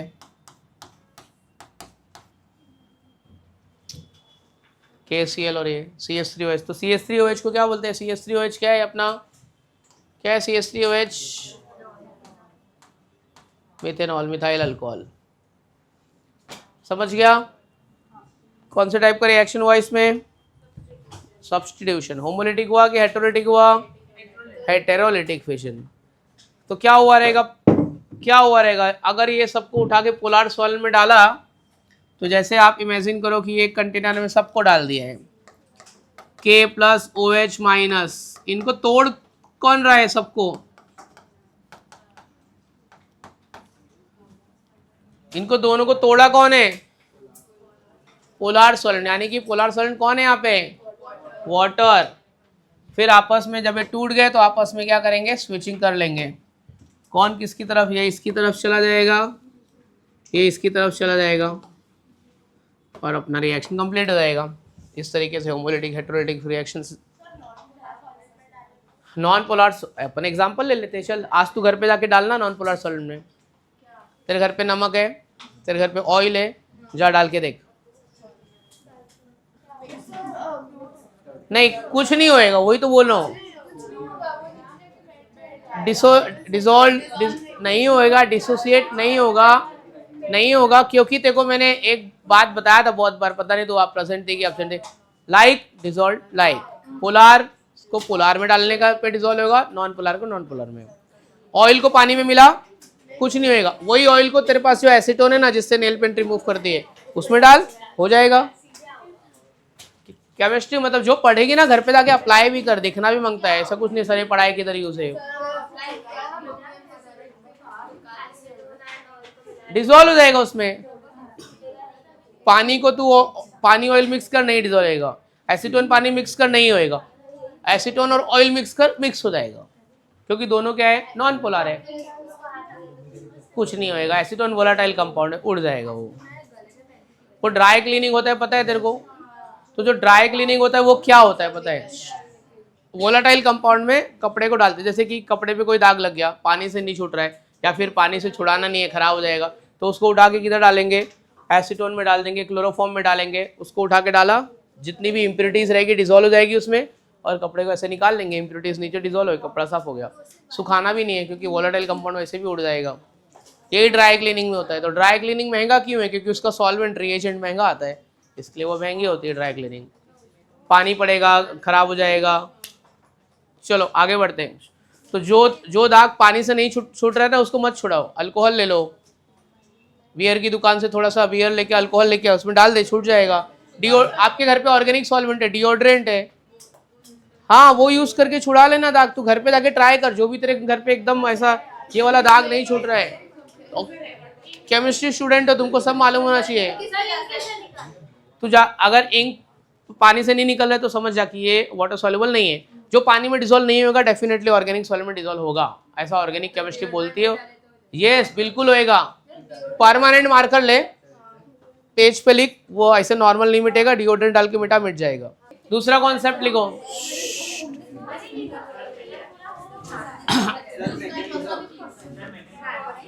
मैकेनिज्म बताया ना, ये मैकेनिज्म नहीं लिखा क्या तुमने, चल चल चल बस बस बस, निकलेगा घर पे जाके निकाल, निकलेगा। लिखो हाइड्रोलिसिस,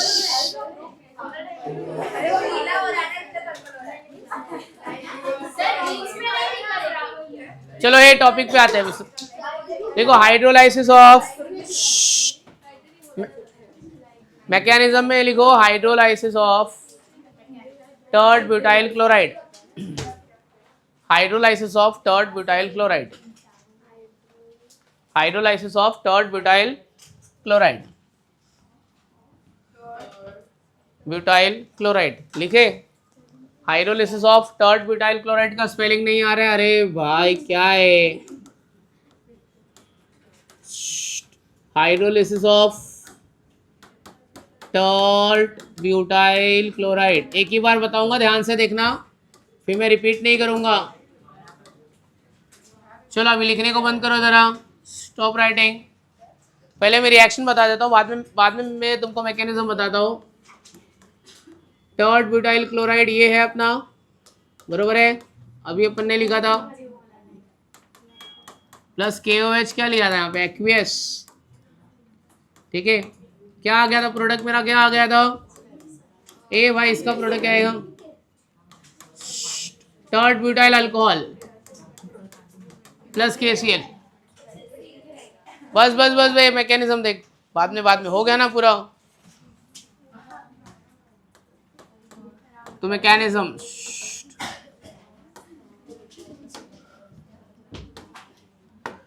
चलो मैं ये सोच रहा हूँ तू एसीटोन लेके घूम क्यों रही है?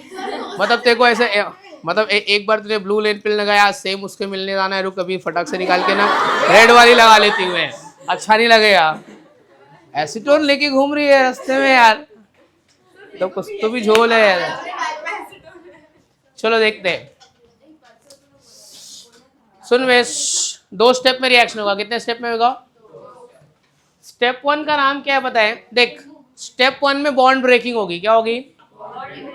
पहले स्टेप में बॉन्ड ब्रेक होगा, C और Cl के बीच में बॉन्ड ब्रेक होगा, ठीक है, और दूसरे स्टेप में C और OH का बॉन्ड फॉर्मेशन होगा। तो यहाँ पे कितना स्टेप होने वाला है? 2 step, step 1 and step 2। Akshara तू देख रही है ना, हो सकता है तेरे को ही वापस बुला लूँ मैं, पर ऐसे तेरे को बुलाऊंगा नहीं अभी मैं। देख ये टर्ट ब्यूटाइल क्लोराइड है, सुन रहे भाई, एक्वियस सॉल्वेंट में हमने डाला, इसमें डाला एक्वियस सॉल्वेंट, मतलब कौन सा सॉल्वेंट है? पोलार्ड सॉल्वेंट है। अच्छे से स्टोरी जो सुना रहा हूँ पूरा बरोबर से ध्यान से सुनना। कौन सा बॉन्ड ब्रेक होने वाला है मेरे को मालूम है, CCl। क्यों ब्रेक होएगा? होमोलिटिक फिजन है कि हेटेरोलिटिक फिजन है? अच्छा, अल्काइल ग्रुप जो होते हैं ना, अल्काइल ग्रुप, ये इलेक्ट्रॉन डोनेटिंग ग्रुप होते हैं। ये कैसे होता है? इलेक्ट्रॉन डोनेटिंग ग्रुप होते हैं। और क्लोरीन क्या होता है? Electron acceptor. मतलब ये मत सोचो कि कार्बन इलेक्ट्रॉन दे रहा है, कार्बन के पीछे किसका सपोर्ट है? CH3 का। मतलब तू अगर भिखारी को 100 रुपया दे रहा है तो तू नहीं दे रहा है, तेरे माँ बाप तेरे को दे रहे हो और तू मजा मार के भिखारी को दे रहा है, ठीक है। पानी पूरी खिला रहा है उसको, तू रेस्टोरेंट में घुमा रहा है, ठीक है, पिक्चर दिखा रहा है, तो तेरा कोई रोल नहीं है। अरे मैं कुछ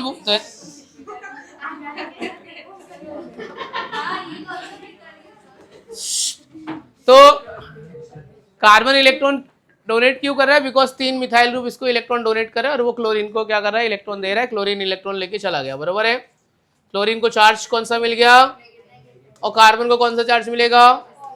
अच्छा सुनो अभी जरा, अभी मैं, अच्छा बॉन्ड मैंने बोला था बॉन्ड डायरेक्ट ब्रेक नहीं होगा, ब्रेक होने से पहले क्या होगा? वीक होगा। ये वाली स्टोरी में सुना देता हूँ जरा, देखो। When tert butyl chloride is added to polar solvent, tert butyl chloride is added to polar solvent, bond between C and Cl is broken heterolytically. Bond between C and Cl breaks heterolytically. This heterolysis is favored by electron donating 3-methyl group and electron withdrawing chlorine atom. I'll repeat once again. Tert butyl chloride is added to polar solvent. Bond between C and Cl breaks heterolytically. Methyl groups are electron donating group and chlorine group is a electron with accepting group, due to which intermediate is formed. This particular state is called as the intermediate state, or it is also known as transition state.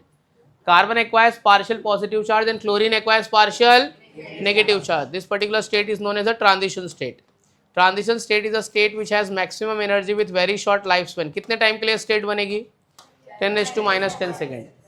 कैसा है पता है? आप एक elastic रबड़ लो, उसको खींचो, पहले वो एकदम with in elastic limit stress होगी ना, ऐसा स्ट्रेच होगी ना, उसको हुक्स लॉ बोलते हैं। Within elastic limit stress is directly proportional to strain. ऐसा खींचेगा ना पहले पूरा, एक फिर बाद में टूटेगा ना, तो ये बॉन्ड टूटने से पहले क्या होगा? अपना एकदम लिमिट तक, एक्सट्रीम लिमिट तक क्या होगा? स्ट्रेच होगा, उसके बाद क्या होगा? टूट जाएगा। ये पर्टिकुलर स्टेट को क्या बोलते हैं? Transition state. इसकी स्पेशलिटी क्या है? एनर्जी बहुत ज़्यादा है बट इसका लाइफ स्पैन बहुत कम है। समझ में आया? So I'll repeat once again. Tert butyl chloride is added to polar solvent. Bond between C and Cl breaks heterolytically. This heterolysis is favored by electron donating 3-methyl group and electron withdrawing chlorine atom. Due to which carbon acquires partial positive charge and chlorine acquires partial negative charge. Transition state is formed. Transition state is a state which has maximum energy with very short lifespan of 10 raised to minus 10 second. After some time, अच्छा ये होने में थोड़ा समय लग रहा है, तो ये वाला स्टेप क्या है? स्लो स्टेप है. स्लो स्टेप को मैंने क्या लिखा है?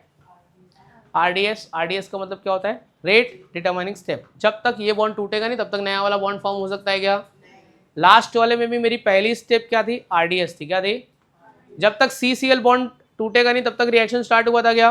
नहीं. तो रेट डिटरमाइनिंग स्टेप, यही वाली स्टेप डिसाइड करेगी कि रिएक्शन को टाइम कितना लगेगा. समझ में आ गया? लास्ट टाइम जब तक क्लोरीन बॉन्ड टूटेगा नहीं तब तक प्रोडक्ट नहीं बनेगा. तो इसमें ये वाला, तो RDS हमेशा क्या, ये होने में थोड़ा तो टाइम लगेगा, इमीडिएट नहीं हो जाएगा. इसके बाद वाला सब काम क्या होएगा? Fast. After some time chlorine act as a leaving group and carbocation is formed. What did I say? Carbocation is formed. What do you mean by carbocation? Carbocation means what? Carbon with, वो carbon with positive charge centre is called carbocation. तो ये carbocation बन जाएगा. अभी reaction खत्म नहीं हुआ है, तो स्टेप 1 है. मेरा प्रोडक्ट क्या है? अभी तो एक ही रिएक्टेंट मेरा पिक्चर में आया है. अभी तो मैं इसको उठा के KOH में डाला हूं मैं. बरोबर है कि नहीं बरोबर है? सेम जो काम इसके साथ हुआ है वही काम किसके साथ होगा? KOH. KOH जाके क्या प्रोड्यूस करेगा? K प्लस और OH माइनस. Cl माइनस किसके साथ चला जाएगा? K प्लस के साथ कि OH माइनस के साथ? K प्लस के साथ. अब कौन बचा? कौन कौन है? ये बचा है और कौन बचा है? OH minus. संजना देखो समझ में आ रहा है? तो क्या बोल रहा हूं मैं? कौन कौन पिक्चर में बचा है अभी? K और K तो गया, OH माइनस बचा. और कौन बचा है? OH माइनस बचा. कार्बोकैटायन बचा है. कौन बचा है? कार्बोकैटायन. तो इसको कार्बोकैटायन को कौन अटैक करने के लिए आएगा? कार्बोकैटायन को अटैक करने कौन आएगा? OH minus. कौन आएगा इसको अटैक करने के लिए? OH माइनस कार्बोकैटायन को अटैक करने आएगा और बना लेगा बॉन्ड. ठीक है, ये हो गया अपना मैकेनिज्म. ये मैकेनिज्म किसकी वजह से हुआ है? होमोलिटिक फ्यूजन की वजह से हुआ है कि हेटेरोलिटिक फ्यूजन की वजह से हुआ है? हाँ. और साइड में एक लव स्टोरी और चल रही है. किसकी चल रही है? इनकी भी स्टोरी एक चल रही है, पर वो हमको दिखाना नहीं है क्योंकि वो बाई प्रोडक्ट है. हम किस पे फोकस कर रहे हैं? अपने मेन प्रोडक्ट पे चल रहे हैं. समझा? तो 2 लव स्टोरी चल रही थी. हाँ, ये प्लस ये माइनस, ये प्लस ये माइनस. ये इसको लेके गया, ये इसको लेके गया. हम लोग बाई प्रोडक्ट के बारे में इतना बात नहीं कर रहे हैं, मेन प्रोडक्ट को फोकस कर रहे हैं. समझा कि नहीं समझा? 2 स्टेप में हुआ है. चलो अभी आपको मेरे को समझाने का है. बोलो क्या हुआ था फर्स्ट स्टेप में? फर्स्ट स्टेप बॉन्ड ब्रेकिंग था कि बॉन्ड मेकिंग था? किसके किसके बीच का बॉन्ड ब्रेक हुआ है? किसके बीच का बॉन्ड ब्रेक हुआ है? कौन से टाइप का ब्रेकिंग? होमोलिटिकल कि हेटेरोलिटिकल? डायरेक्ट बॉन्ड ब्रेक होगा कि थोड़ा सा वीक होगा? कार्बन को चार्ज कौन सा है और क्लोरीन को चार्ज कौन सा है? ये इलेक्ट्रॉन डोनेट करने में रोल कार्बन का है कि मिथाइल का है? मिथाइल ग्रुप सा इलेक्ट्रॉन पे डोनर और एक्सेप्टर. हाँ, ये पर्टिकुलर स्टेट को क्या बोला था मैंने? क्या ट्रांजिशन स्टेट की स्पेशलिटी है? Maximum energy with very short life span 10 to -10 second. And it is form due to rate determining step. And rate determining step slow step. किसके प्रेजेंस में हो रहा है ये? Polar solvent. ठीक है. कौन निकल जाएगा फटाक से? कौन फटाक से निकल जाएगा? कौन निकल गया? Cl लोन पेयर लेके गया. कौन बच गया यहाँ पे? चलो ये एक हो गया. बरोबर है. एक लव स्टोरी और चल रही है. किसकी चल रही है? KCl. K plus Cl minus. उनको हम लोग बॉदर नहीं कर रहे हैं उसको. अब एक Cl किसके साथ चला जाएगा? OH माइनस C प्लस को क्या करेगा? अटैक कर देगा. ठीक है. तो पहले स्टेप में बॉन्ड ब्रेकिंग हुआ है, दूसरे में क्या है? बॉन्ड. तो ये बॉन्ड फ्यूजन का टाइप है कि नहीं है? होमोलिटिकल का टाइप है कि हेटेरोलिटिकल का टाइप है? समझ में आ गया? एप्लीकेशन समझ गई बॉन्ड फ्यूजन की. बॉन्ड फ्यूजन से क्या होता है? हमारे रिएक्शन में मदद होती है. तो आपको पता चल जाएगा कि इसकी वजह से हुआ है. क्या बनेगा अभी? प्रोडक्ट का नाम बताओ. चलो रिएक्टेंट टर्बिटाइल क्लोराइड है, तो प्रोडक्ट क्या है? प्रोडक्ट क्या है मेरे पास? टर्बिटाइल अल्कोहल. समझ में आ गया? पूरी स्टोरी समझ गई? लिखोगे अभी खुद से? लिख डालो. चलो एग्जाम्पल लिखिए, एग्जाम्पल। चलो चलो लिखो जरा, न्यू कॉन्सेप्ट लिखो, हाइपर कॉन्जुगेशन। फालतूगिरी नहीं करना, नहीं तो लेक्चर स्टेज ऐसा थोड़ा सा एक्सटेंड कर दूंगा मैं, खत्म होना ही चाहिए आज। ए राइट ऑन हाइपर कॉन्जुगेशन। तीन चीजें याद रखने का कभी भी, क्या है, क्यों है, किसने दिया, क्या फायदा। Hyper conjugation. अभी ये लिखते जाओ, फिर सब तो फिर बहुत बड़ा चीज होएगा, फिर लिखते लिखते तुमको कंटाल आएगा। सबसे पहले ये क्या है वो देख लेते हैं। इट वॉज गिवन बाय, लिखो मेरे साथ में, चलो। It was given by, it was given by, क्या लिखा है पढ़ो। To decide, to decide stability of, to decide stability of carbocation, free radical and alkene।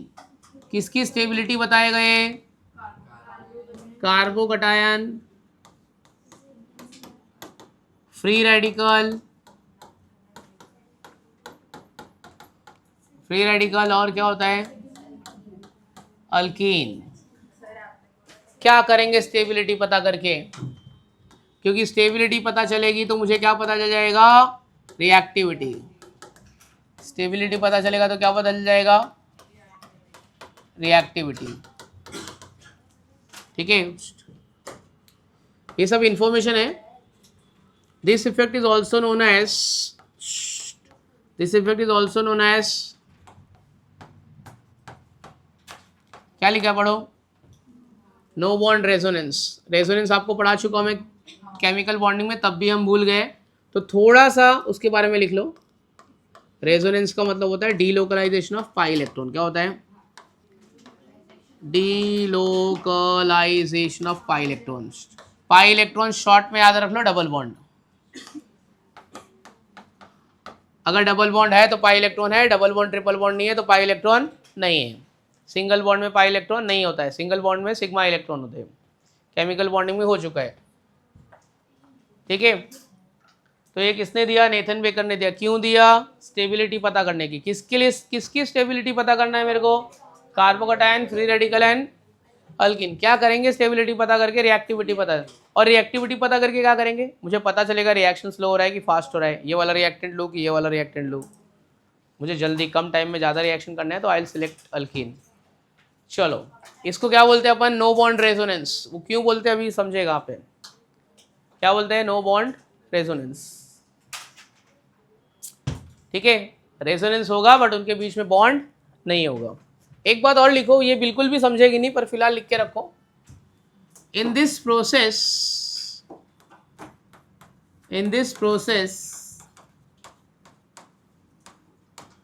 sigma electrons are transferred to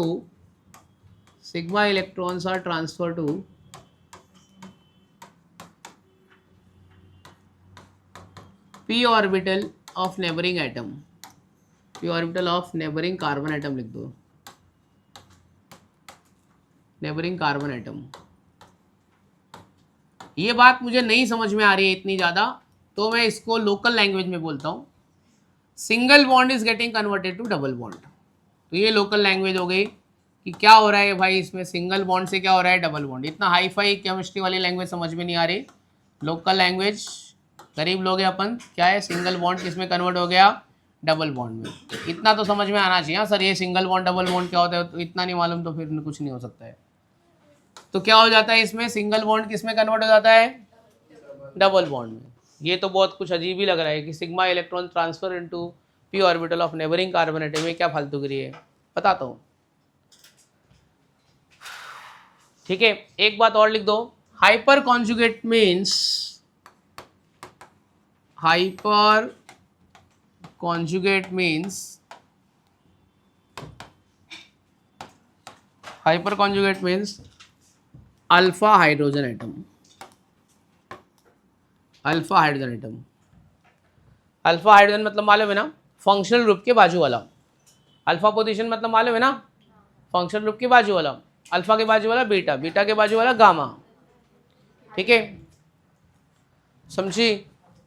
तो अगर तू फंक्शनल ग्रुप है कि तेरे बाजू में है, ये कार्बन है, इसके पास जो हाइड्रोजन है वो अल्फा, इसके पास जो हाइड्रोजन है वो क्या है बीटा, इसके पास में जो है वो क्या है गामा, सिंड्रेला के पास जो है वो क्या डेल्टा। तो तू फंक्शनल ग्रुप कि alpha beta gamma delta omega epsilon, इतना याद रखने का, alpha beta gamma omega delta epsilon. But इतने तुमको नहीं आएंगे, अल्फा बीटा गामा में कहानी खत्म हो जाती है। तो ये खाली इंट्रोडक्शन है, इसमें कुछ समझा नहीं रहेगा, चलेगा। अब देखने का सब बताऊंगा मैं, बताने वाला हूँ, होता है तभी तो पढ़ा रहे। रेजोनेंस मतलब delocalisation of pi electron, delocalisation मतलब शिफ्ट होना। चलो लास्ट पॉइंट क्या है, hyper conjugate means alpha hydrogen atom. अभी सब समझेगा, एग्जाम्पल लेने वाला हूं मैं, तो चलो देखते हैं। एक मैं अल्कीन ले लेता हूं मैं, अभी कोई बात मत करो, अभी एक्सप्लेन करो, ये इधर से गया तो फिर तुम्हारी वाट लग जाएगी, फिर समझेगा नहीं कहानी तुमको। CH3 CH double bond CH2, ठीक है, ये है मेरा अल्कीन, क्या है अपना अल्कीन, ठीक है। चलो ये अल्कीन से नहीं कहानी स्टार्ट करता हूँ, कार्बोकटायन से करता हूँ मैं, ठीक है। कार्बोकटायन ले लेते हैं एक। अच्छा अभी मैं एक एग्जांपल ले रहा हूँ, उसमें कार्बन कितना, एक है, दो है कि तीन है, तीन है, तीन है तो क्या है, मिथाइल है, इथाइल है कि प्रोपाइल है, प्रोपाइल, प्रोपाइल कार्बोकटायन है, क्या है ये, हाँ। अभी प्रोपाइल कार्बोकटायन ये मेरा सिस्टम हो गया, क्या हो गया सिस्टम, अल्कीन हो गया, फ्री रेडिकल हो गया, कार्बोकटायन। सिस्टम के बाजू वाला अल्फा कार्बन, क्या है सिस्टम के बाजू वाला अल्फा कार्बन के पास कितना हाइड्रोजन है, दो, वहां पे रेजोनेंस होगा, ठीक है। चलो आप देखते हैं, इसको पहले ओपन करके लिख लेता हूं मैं। तो ये स्ट्रक्चर को मैं ओपन करके कुछ इस तरीके से लिख रहा हूं मैं, CH3 CH, चलेगा ऐसा करके, कुछ तकलीफ तो नहीं है ऐसे मैंने लिखा तो, अरे सर ये क्या कर दिया समझा नहीं, इधर तो कुछ नहीं पूछोगे ना। अच्छा अब ये अल्फा पोजीशन पे आते हैं, ये कार्बन और हाइड्रोजन में किसकी इलेक्ट्रोनेगेटिविटी ज़्यादा है, कार्बन की ज़्यादा है कि हाइड्रोजन की ज़्यादा है, कार्बन की। तो ये दोनों, ये इलेक्ट्रॉन को कौन अपनी तरफ अट्रैक्ट कर लेगा, कार्बन, कार्बन इलेक्ट्रॉन ले लेगा, कार्बन इलेक्ट्रॉन ले लेगा तो क्या होएगा, पॉजिटिव चार्ज होएगा कि नेगेटिव चार्ज डेवलप होगा उसके ऊपर, नेगेटिव चार्ज डेवलप होगा उसके ऊपर, क्या डेवलप होगा नेगेटिव चार्ज। चलो आओ, अभी ये हो गया CH3, बातें मत कर, समझेगा नहीं, मैं रिपीट नहीं करूंगा दोबारा। ये H ने इलेक्ट्रॉन दे दिया, चार्ज कौन सा पॉजिटिव, चार्ज कौन सा हो गया उसका पॉजिटिव, ठीक है। और इसने इलेक्ट्रॉन ले लिया तो इसको चार्ज कौन सा हो जाएगा, इसको नेगेटिव। बाकी का मैं कुछ भी चेंज नहीं कर रहा हूँ, हाँ देख, सिग्मा बॉन्ड, ये सिग्मा बॉन्ड है ना पाई बॉन्ड में कन्वर्ट होने वाला है, मतलब ये सिंगल बॉन्ड किस में कन्वर्ट होने वाला है, डबल बॉन्ड में। पहले ये टूटा, ठीक है, ये पोजीशन को बोलते हैं नो बॉन्ड रेजोनेंस, इसके बीच में बॉन्ड है क्या, तब भी इनके बीच में अट्रैक्शन है, इसको बोलते हैं नो बॉन्ड रेजोनेंस। अब है ना ये क्या है पॉजिटिव चार्ज, ये क्या है नेगेटिव चार्ज, ये पॉजिटिव चार्ज और ये क्या है नेगेटिव, इनके बीच में अट्रैक्शन होगा कि नहीं होगा। मैंने एक लाइन लिखाई थी, sigma electrons are transfer into p orbital of vacant carbon atom. ये देख, ये कार्बन है, उसकी एटॉमिक नंबर कितनी है 6, electronic configuration 1s2 2s2 2p2। क्या बोलते हैं, इसके पास वैकेंट p ऑर्बिटल है कि नहीं है, 6 आ सकते हैं ना इलेक्ट्रॉन, 2 ही है, 4 बचा ना। तो ये वाला, ये मान लो कि ये बॉन्ड यहाँ पे आ गया, ये बॉन्ड यहाँ पे आ गया, मतलब ये इलेक्ट्रॉन कहाँ पे घुस रहा है, बरोबर ना, 2 इलेक्ट्रॉन है ना, ये ले 1 इलेक्ट्रॉन और ये 1 इलेक्ट्रॉन, ये देख 2 इलेक्ट्रॉन आ गया, मतलब डबल बॉन्ड बनेगा, क्या बनेगा, ये इलेक्ट्रॉन यहाँ पे गिर जाएगा, एक बॉन्ड तो ऑलरेडी है तो एक बॉन्ड तो बनेगा ना ऑलरेडी, तो ये यहाँ पे क्या आ गया डबल बॉन्ड। जैसे ही डबल बॉन्ड होएगा इसकी वैलेंसी सेटिस्फाइड होगी और यहाँ से प्लस चार्ज हट जाएगा, तो ये क्या हो गया मेरा स्टेबल हो गया। ये कंपाउंड कैसा था अनस्टेबल, ये कंपाउंड कैसा है स्टेबल। जब तक कंपाउंड में ना पॉजिटिव लगाए नेगेटिव चार्ज लगाए फ्री रेडिकल लगाए तब तक वो स्टेबल नहीं है। इसमें कोई पॉजिटिव चार्ज लगाए, इसमें कोई नेगेटिव चार्ज लगाए, फ्री रेडिकल लगाए नहीं, ये कंपाउंड क्या हो गया स्टेबल हो गया। क्या हो गया, तो जिसके जितने ज़्यादा हाइपर कॉन्जुगेट होंगे उतना ज़्यादा क्या होगा स्टेबल। ऐसा इफेक्ट इसमें कितने बार होगा, एक बार होगा कि 2 बार होगा, कितने बार होगा 2 बार। देखो मैंने बोला था sigma bond is getting converted to pi bond, ये आपका सिग्मा बॉन्ड है, ये सिग्मा बॉन्ड रूप बदल के सिग्मा इलेक्ट्रॉन बन गया, यही सिग्मा बॉन्ड यहाँ पे क्या हो गया, पाई बॉन्ड। समझा कि नहीं समझा? सिग्मा बॉन्ड ऐसे जितने बार होगा उतने बार स्टेबिलिटी कम होगी कि ज़्यादा होगी? ज़्यादा होगी। इनके बीच में बॉन्ड है? नहीं है, नो बॉन्ड, तब भी रेजोनेंस है, अट्रैक्शन इनके बीच में है, डीलोकलाइजेशन होने वाला है। समझ में आया? ये वाला पार्ट समझ गए? ये इसके बीच में क्यों आया? क्योंकि ये कार्बन के पास क्या है, वेकेंट पी ऑर्बिटल है। क्या है? ये देख अपना इलेक्ट्रॉन रख दिया, ये देख ये डबल बॉन्ड, मतलब ये ऐसा हुआ, मतलब यहाँ पे क्या आएगा, डबल बॉन्ड पाई बॉन्ड बन जाएगा। एक बार ऑफिस से देखते, उतना समझ में नहीं आया है, तुम्हारे मुंह देख के मेरे को पता चल जाता है ना। प्रोपाइल फ्री रेडिकल, एक तुमको करके बताने का है एक बार, फिर इसके बाद एग्जांपल लेने वाला हूँ मैं। चलो, कौन से पोजीशन पे होगा, अल्फा पे होगा कि बीटा पे होगा? अल्फा पे। कितना एच है? होगा 2 बार, पर अपन करके खाली एक बार दिखाएंगे इसे। चलो अभी क्या होएगा, कौन सी और एच में किसकी इलेक्ट्रोनेगेटिविटी ज़्यादा है? कौन इलेक्ट्रॉन ले लेगा? कार्बन को चार्ज कौन सा आएगा? नेगेटिव। हाइड्रोजन को चार्ज कौन सा आएगा? पॉजिटिव। तो सिग्मा बॉन्ड किस में कन्वर्ट हो रहा है? Sigma electron. अबे रुकना, अभी पाई बॉन्ड में कहाँ कन्वर्ट हुआ है? अभी सिग्मा बॉन्ड किस में कन्वर्ट हुआ है? सिग्मा इलेक्ट्रॉन में। ये पोजीशन को क्या बोलते, ये जगह को क्या बोलते हैं हम लोग? No bond resonance. No bond resonance. चलो इसमें नो बॉन्ड रेजोनेंस कर देते हैं। अभी ये क्या आएगा, ये यहाँ पे आ जाएगा, इसको चार्ज नेगेटिव। तो क्या आएगा, डबल बॉन्ड होएगा, सिंगल बॉन्ड क्या बनेगा? Double bond. तो इस प्रोसेस में मेरा सिग्मा बॉन्ड किस में कन्वर्ट हो रहा है? पाई बॉन्ड में, है ना। सिग्मा पाई में क्या हो गया, कन्वर्ट हो गया। और ये H प्लस इधर ऊपर लटक जाएगा, क्या फर्क पड़ता है, ये तो स्टेबल हो गया ना। किसकी वजह से हुआ है? हाइपर कॉन्जुगेट की वजह से। किसकी वजह से हुआ है? ये हाइपर कॉन्जुगेट है, देख हाइपर कॉन्जुगेट यहाँ पे है, प्रेजेंट है, इसको स्टेबल कर दिया उसने। समझ में आ गया? ठीक है, समझ गया कि तूने अपनी किडनी देके अपनी गर्लफ्रेंड को आईफोन लिवा दिया, बट तेरी तो लग गई ना। ये देख, तेरी गर्लफ्रेंड खुश है आईफोन लेके, इधर इसके पास में एकदम सड़ेला फोन था, फोन ही नहीं था। देख, तू इसको स्टेबल बना दिया, आईफोन दे दिया, तू ये देख लटक गया। ठीक है, समझा? Hyper conjugation. चलो फटाफट लिख दो।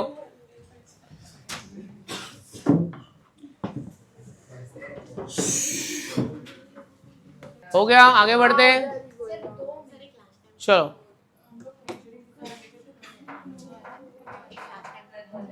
एक बार लास्ट टाइम क्या, रुक एग्जांपल लेता हूँ फिर बताता हूँ तुमको।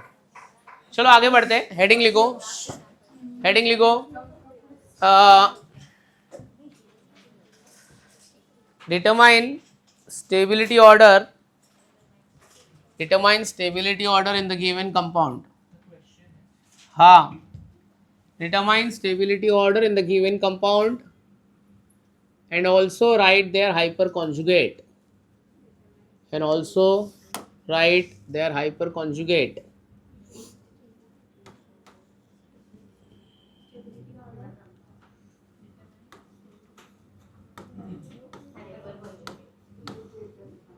पाँच छह एग्जाम्पल मैं तुमको देता हूं मैं। ये वाला अपना ए है,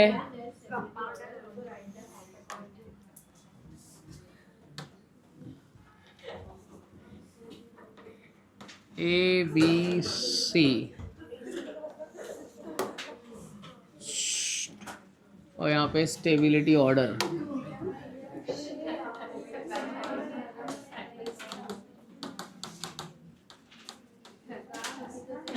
अच्छा, ये हर एक एग्जाम्पल के नीचे ना 2 लाइन छोड़ना तुम, एक मतलब फर्स्ट के बाद में ऐसे 2 लाइन छोड़ दो, सेकंड के बाद में 2, क्योंकि तुमको हाइपर कॉन्जुगेट भी लिखना है।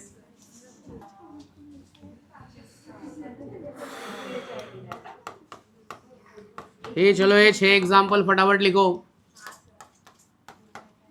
कितना तुम लोग बातें करते रहते हो रे, पता नहीं कहाँ से लेके आते हो दुनिया भर की बातें, और सब अच्छी अच्छी बातें लेक्चर के टाइम ही आ जाती है ना, है ना, सारी बातें लेक्चर के टाइम ही आ जाती है ना। लिख के रखना पड़ता है लेक्चर के बाद, क्या बात करूँ, क्या बात है यार।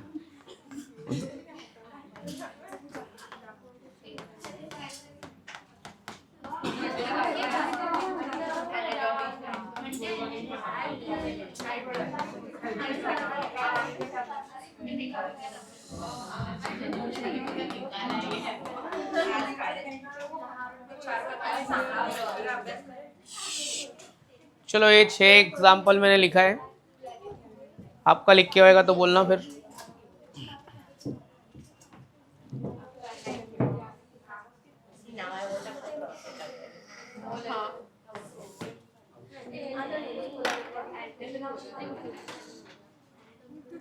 तो अभी वो अपसेंट वाला स्वैग तुम लोग ने खत्म कर दिया, संडे एग्जाम है सैटरडे अपसेंट हो जाते हैं। वो मैसेज भेजा था वो ऑनलाइन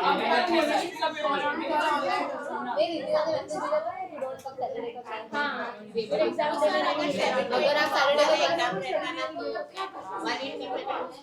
180 में नहीं, वो 720 वाले में ना बड़ा टेस्ट होगा तो उसमें अपसेंट हो जाने का ना।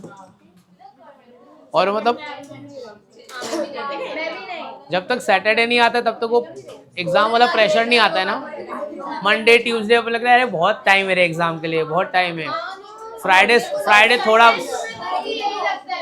फिर एक टाइम ऐसा आता है हटा यार, जितना हुआ हुआ, नहीं हुआ जाने दे देते एग्जाम। डर लगता है ये नहीं हुआ, क्योंकि मैं जो नहीं करती वही आता। अच्छा ऐसा है क्या?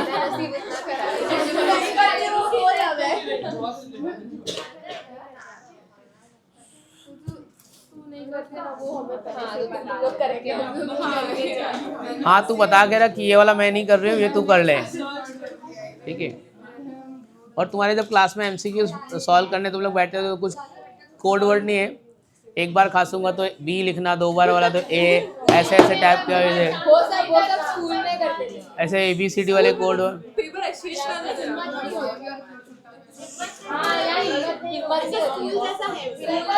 पूछते तो रहोगे ना ऐसा फर्स्ट का B C नहीं करते वैसे।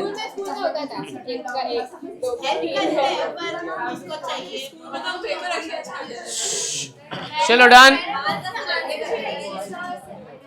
आगे बढ़ते चलो। एक बताता हूँ मैं, एक्सप्लेन करता हूँ। चलो क्लास समझ लेते हैं, कॉपी करने का टाइम खत्म हो गया है। आओ देखते हैं। हाँ ठीक है बाद में लिख लेना, मैं एक एक्सप्लेन करके आपको ही करना है। ये भाई इधर देख, फर्स्ट वाला एग्जांपल देखते हैं। मेरे को स्टेबिलिटी ऑर्डर पता करना है और सबका हाइपर कॉन्जुगेट पता करना है, ये बात मत करा, अभी समझ ले। ये देख कार्बोकेटाइन जो है ना वो मेरा सिस्टम है, क्या है मेरा सिस्टम के बाजू वाला अल्फा है।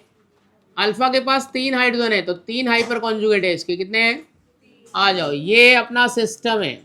जो जो इसको डायरेक्ट अटैच है वो अल्फा है, ये भी अटैच है इसको डायरेक्ट और ये भी अटैच है। इसके पास में कितने अल्फा एच है? ये 5 अल्फा एच है। ये मेरा सिस्टम है, सिस्टम को ये डायरेक्ट अटैच है, ये डायरेक्ट अटैच है, ये डायरेक्ट अटैच है। कितना अल्फा एच हो गया? सबसे ज़्यादा स्टेबल कौन होगा? C, उसके बाद कौन होगा? B, उसके बाद कौन होगा? A। चलो चलो यहाँ पे वाला, ये फोर्थ वाला देखो। ये भाई रुक जरा, ये मेरा सिस्टम है। कितना अल्फा एच है? अल्फा एच कितना है? 1 2। डायरेक्ट इसको कौन कौन अटैच है देखना, ये भी अटैच है, ये भी अटैच है, ये भी अटैच है ना, तो अल्फा एच कितना हो गया? 7। चलो ये मेरा सिस्टम है, इसको कौन डायरेक्ट अटैच है? 6 है ना, ये अल्फा डायरेक्ट अटैच। चलो ये इसका कितना अल्फा एच है? Alpha H 9। कौन सबसे ज़्यादा स्टेबल हुआ? C। फिर कौन आएगा? फिर कौन आएगा? B। समझ में आ गया? अब अल्कीन का देखो, रुको अब मैं रिपीट नहीं करूंगा। सर एक बार फिर से बताओ, नहीं होएगा, अपने दोस्त को पूछना, जाने दे मत समझ, अभी बहुत सारे एग्जाम्पल लूंगा। जब बोल रहा हूँ समझने का तो इधर उधर बात कर। ये सिस्टम हो गया अल्कीन, इसको जो डायरेक्ट अटैच है ना वो alpha alpha alpha alpha alpha, ये 2 कार्बन को जो डायरेक्ट अटैच है वो अल्फा होगा, बराबर ना। कितना अल्फा एच हो गया? 6 6 12। ये देख ये सिस्टम है, मैं नहीं बताऊंगा, आप खुद ही बताओ कितना अल्फा एच है। डायरेक्ट अटैच कौन कौन है? ये है, ये है, ये है और ये है। कितना हो गया इसका अल्फा एच?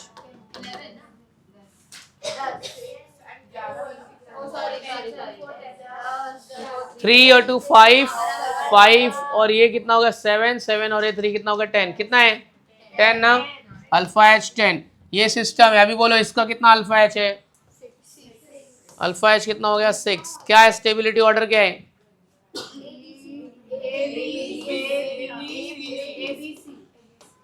समझ में आ गया? चलो अभी खुद से करो।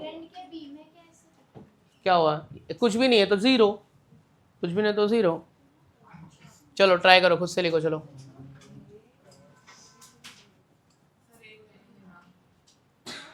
एक रहने दूंगा ना।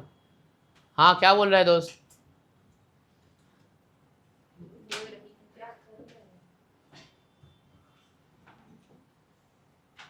चलो एक, बाकी सब अपना आपस में डिस्कस करके करो। तुम्हारे पास है ना एग्जाम्पल, तो बोर्ड पे क्यों देख रहे हो? मेरे को दूसरे एग्जाम्पल लिखना है। हर लेक्चर में एक एक कॉन्सेप्ट सीख के जाने का दिव्या। अब्सेंट रहेगी तो पढ़ के आने का कॉन्सेप्ट। शायद से लेक्चर रिकॉर्ड भी हो रहा है तो देख लेना।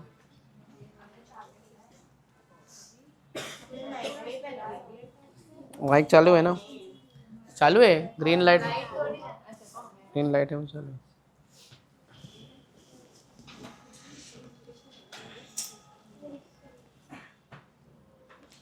तो आज दो ही चीज सिखा पाया मैं, बॉन्ड फ्यूजन और हाइपर कॉन्जुगेट। हाँ जी, हाँ ये वाला ना, 6 बोल रही है ना बच्ची, ये वाला ना। तो ये अल्फा है और ये अल्फा है, तो अल्फा एच कितना हो गया? 6। 8 कैसे होएगा इसमें? वो थोड़ी लेना, बाजू वाला ना। तू फंक्शनल ग्रुप है, तेरे बाजू वाली अल्फा होएगी ना। आजू बाजू वाले से डिस्कस भी करो, हो सकता है आप कर होंगे लेकिन बाजू वाले का राइट होए, तो थोड़ा डिस्कस करो, बाजू वाले की मदद करो। चलो मैं और थोड़ा एग्जांपल दे देता हूँ।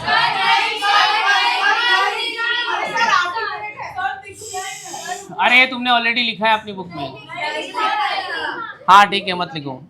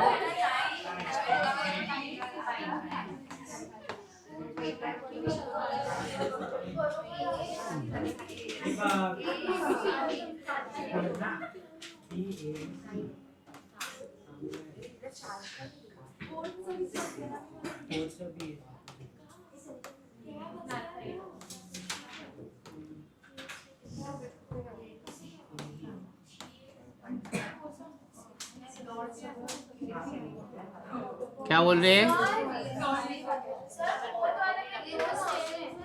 फोर्थ वाले में दो सेम है तो इक्वल टू लिख दे बच्चा।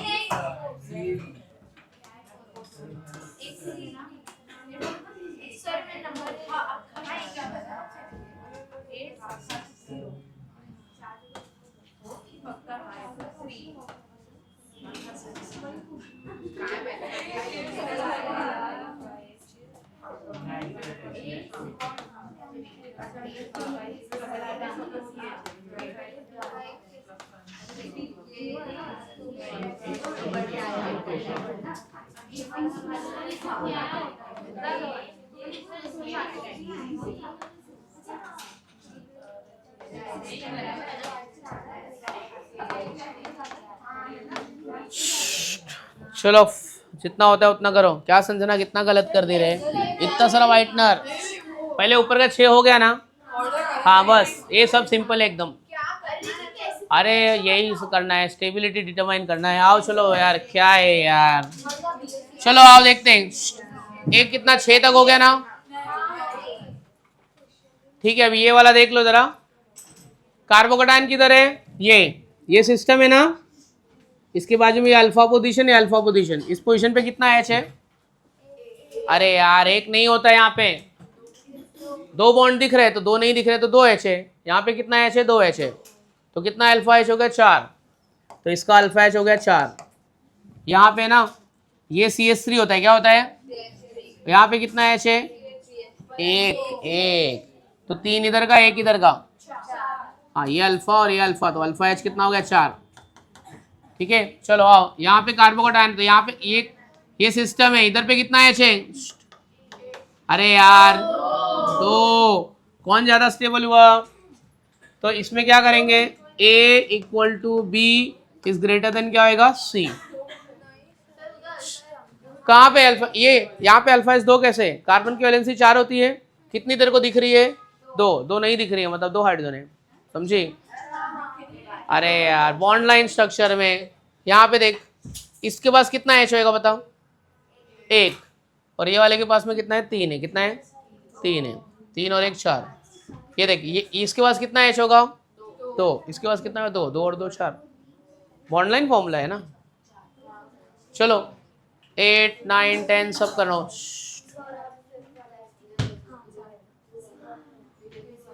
फिफ्थ वाला, ये देख ये मेरा सिस्टम हो गया, अल्फा एच कितना होएगा सिस्टम के बाजू में, हाँ तो इसमें अल्फा एच 3, चल ठीक है। ये वाला देख, ये भी अल्फा है ये भी अल्फा है, कितना अल्फा एच हो गया 6। ये सिस्टम, ये अल्फा कितना है 1, तो अल्फा एच कितना हो गया इसके पास 1। तो सबसे ज़्यादा स्टेबल कौन हुआ इसमें, कौन स्टेबल है, बी बी और सी दोनों सेम है, दोनों बड़े हैं किससे, ए से। ये फिफ्थ वाले का आंसर है, चेक कर लो सही है क्या आपका।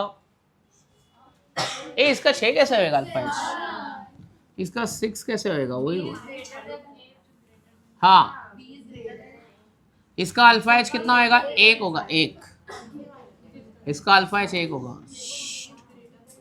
तो B इज ग्रेटर देन क्या होएगा, A is greater then C। किसका, इसका 3 है, इसका 6 और इसका 1 ही है ना, 1, हाँ सबका गलत हो रहा है। सो ऐसा मत सोचो कि किसी एक का नहीं गलत है, कौन गालियां दे रहा है यार इतना, यार कोई तो बोल रहा है अभी टाइम हो गया छोड़ना है यार, कितना एग्जाम्पल दे के रखा है। चलो थोड़ी बहुत प्रैक्टिस करो स्ट्रक्चर।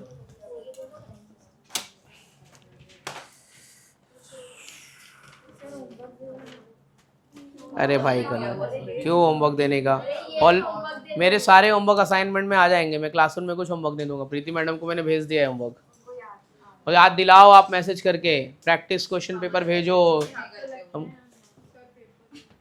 तुमको प्रैक्टिस करना है, मार्क्स लाना है तो याद दिलाओ, नहीं तो भाड़ में जाओ। कौन तुमको बोला है मत कर, तेरे लिए 3 पेपर बनाए हुए, एक एग्जाम के लिए 2 प्रैक्टिस करने के लिए, तो बोलना, बोलो सर 2 पेपर कभी दोगे, दूसरे बच्चे जान खा जाते हैं पता है क्या। 8th वाला कैसे होगा, चलो आओ दिव्या के साथ 8th वाला डिस्कस करते। देख दिव्या, ये अपनी सिस्टम हो गई, अपनी अल्कीन है, दिव्या मतलब दिव्या ही नहीं देखेगी, तुम भी देखो, तुमको भी कुछ खास आता नहीं है। देख ये CH3 है, ये अल्फा एच है, ये अल्फा एच है ना, इस कार्बन को डायरेक्ट अटैच है ना, ये 2 और ये 2 4 और ये 3 7, तो अल्फा एच कितना हो गया 7, समझा दिव्या। देखो ये, चल अभी आ जा, ये मेरा सिस्टम हो गया, यहाँ पे कितना कार्बन है 3, यहाँ पे कितना एच है 3, इधर पे कितना है 1, तो अल्फा एच कितना हो गया 4। ये मेरा सिस्टम हो गया, सिस्टम को कौन कौन डायरेक्ट अटैच है, यह अटैच है, यह अटैच है, यह अटैच है, यह अटैच है, इधर 3 3 6, कितना हो गया इसका अल्फा एच 10 हो गया। कौन सबसे ज्यादा स्टेबल हो गया, सी, फिर ए, फिर बी।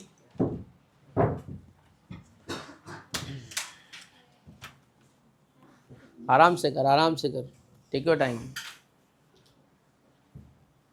और तेरे को ज़्यादा गुस्सा आ रहा है तो इसमें 2 बार सर पटक दे, एक बार इसमें पटक दे।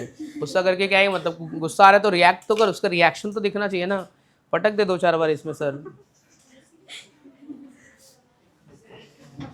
याद कर, तू जब तू छोटी रहेगी तेरे को गुस्सा आता रहेगा तो तू कुछ रिएक्शन करती रहेगी ना। कौन सा वाला, ये वाला बेटा 8th का, ये वाला, यहाँ पे कितना आया है, यहाँ सपोज तेरे को नहीं मालूम, एक बॉन्ड दिख रहा है ना, 3 नहीं दिख रहा है तो 3 है, एक बॉन्ड दिख रहा है 3 नहीं, तो यहाँ पे 3, 3 और 3 कितना 6, यहाँ पे 2, यहाँ पे 2, तो टोटल हो गया 10। जितना बॉन्ड नहीं दिख रहा है उतना एच है।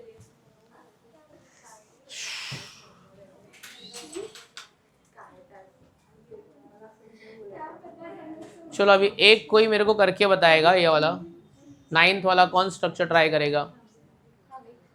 अक्षरा को नहीं बुलाऊंगा, हीर को नहीं बुलाऊंगा, संजना को भी नहीं बुलाऊंगा, सौरा को भी नहीं बुलाऊंगा। बॉयज में से कौन आएगा? जितेश तो आता रहता है बीच में, तू कभी नहीं आता। चला आ जा।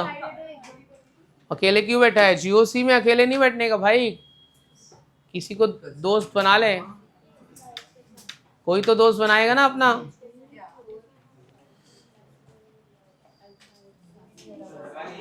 नहीं है जगह, ठीक है तो अपनी जगह पे इसको पास कर दे। ए चल भाई पास कर दे उसने, देखो उधर से आने का जगह नहीं है, तू आ। ऐसे थोड़ी, मतलब ऐसे आजा, जल्दी आ जाए। क्या तू नखरा कर रहा है यार लड़कियों जैसा? हाँ फटाफट आ चल। बॉयज में क्या है सर, आओ नहीं आओ, ये ले पकड़, अल्फा एच लिख। ये वाला सिस्टम है ना, ये फ्री रेडिकल कितना, ये तरह फ्री रेडिकल है ना, इसको बाजू में अटैच कौन कौन है? ये फ्री रेडिकल है ना, ये फ्री रेडिकल है। कौन कौन इसको बाजू में अटैच है? ये अटैच है, ये अटैच है, ये अटैच है। तो अल्फा एच कितना हो गया? वंशिका को डाउट आ गया। ओ माय गॉड, क्या बात है यार, थैंक यू। पूरे लेक्चर में एक बार डाउट आया। 5 कैसे होएगा रे? ये 2 और 2 4 और 3 7, 7 होगा ना? हाँ बोलो वंशिका मैडम, मैं खुद आता हूँ, रुक तेरा डाउट क्लियर करने के लिए। आया मेरी बच्ची को डाउट, ट्राई कर।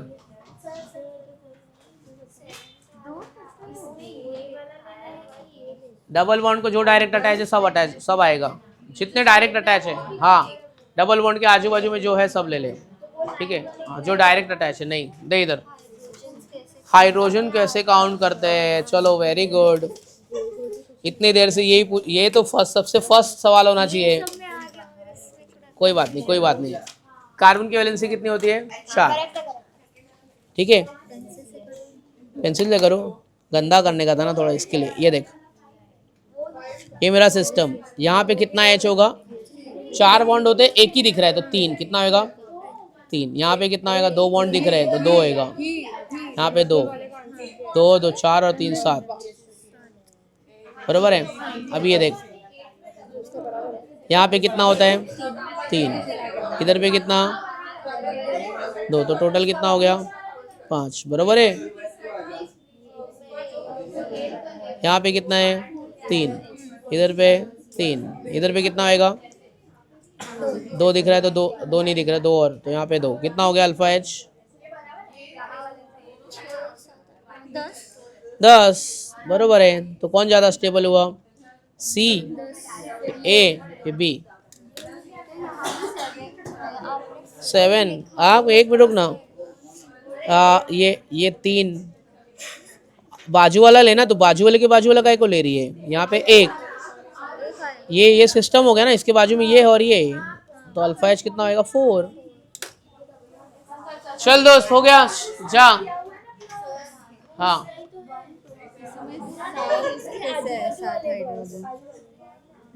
ये सिस्टम हो गया।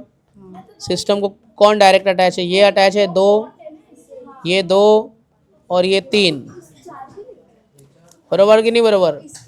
अल्कीन को डायरेक्ट अटैच है ना वो कार्बन, इधर पे 3 है, इधर 2 2 हो गया।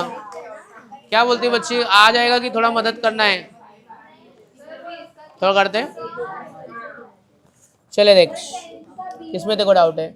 कौन सा कर रही है तू? 10th 9th वाला दे, कॉपी करके मत कर, समझ के कर। ये देख, ये फ्री रेडिकल है, इसके बाजू में ये है, ये है, ये है, तो ये मेरा सिस्टम है। इधर कितना है? CH3, ये क्या है? CH2, ये CH2, कितना हो गया अल्फा एच? 3 2 2 7। ये सिस्टम है ना, ये 3 और ये 1, कितना हो गया? ये 3 हुआ ना, 4।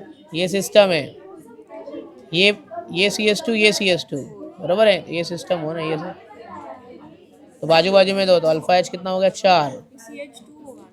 कैसे? 1 2 3 है ना कार्बन, तो एक ही एच रहेगा ना, तो ये तो 5 हो जाएगी ना वैलेंसी।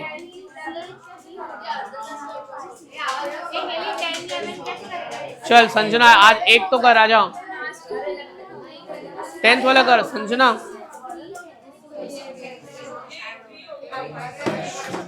चलना ये बच्ची आना। 10th वाला कौन सा नहीं आ रहा है बोल, संजना से करवाते हैं 10th वाला। हाँ तो तू कंप्लीट करना, जा रहा हूँ ना मैं, जा, कौन रोका, जा, टाइम हो गया।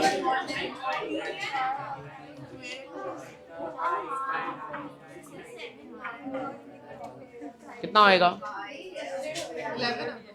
करना, सिस्टम सिलेक्ट करना, ऐसा दिखाना कितना बचा। ये वाला कैसे रहेगा, ये वाला नहीं रहेगा, ये C2H5 थोड़ी काउंट करना है, ये तेरा सिस्टम हो गया ना। ये डायरेक्ट अटैच है, ये डायरेक्ट अटैच है और ये डायरेक्ट अटैच है। C2H5 क्यों काउंट करेगी, ये कार्बन काउंट करेगी, तो कितना हो रहा है 3 3। हाँ यस 8।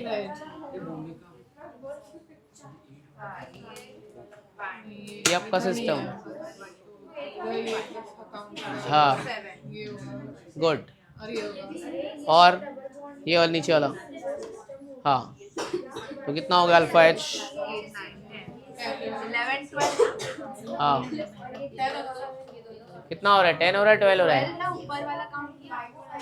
3 2 5 7 और यहाँ से क्या कैसे हो, कितना हुआ है, क्या किए, ये 3 और 2 5, 5 2 7, अच्छा 5 3 8 10 10 10 10 10 10 10।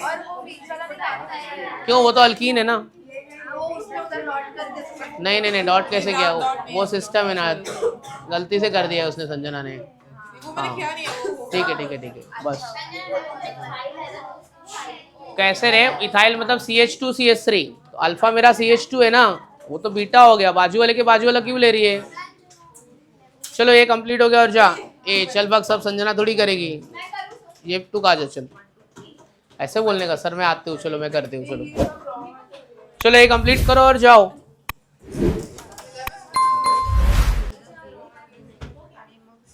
आ गया, समझ गया, 2 कॉन्सेप्ट हो गए आज, बॉन्ड फिशन, हाइपर कॉन्जुगेशन। अगले लेक्चर में रिवाइज करके आना एकदम अच्छे से।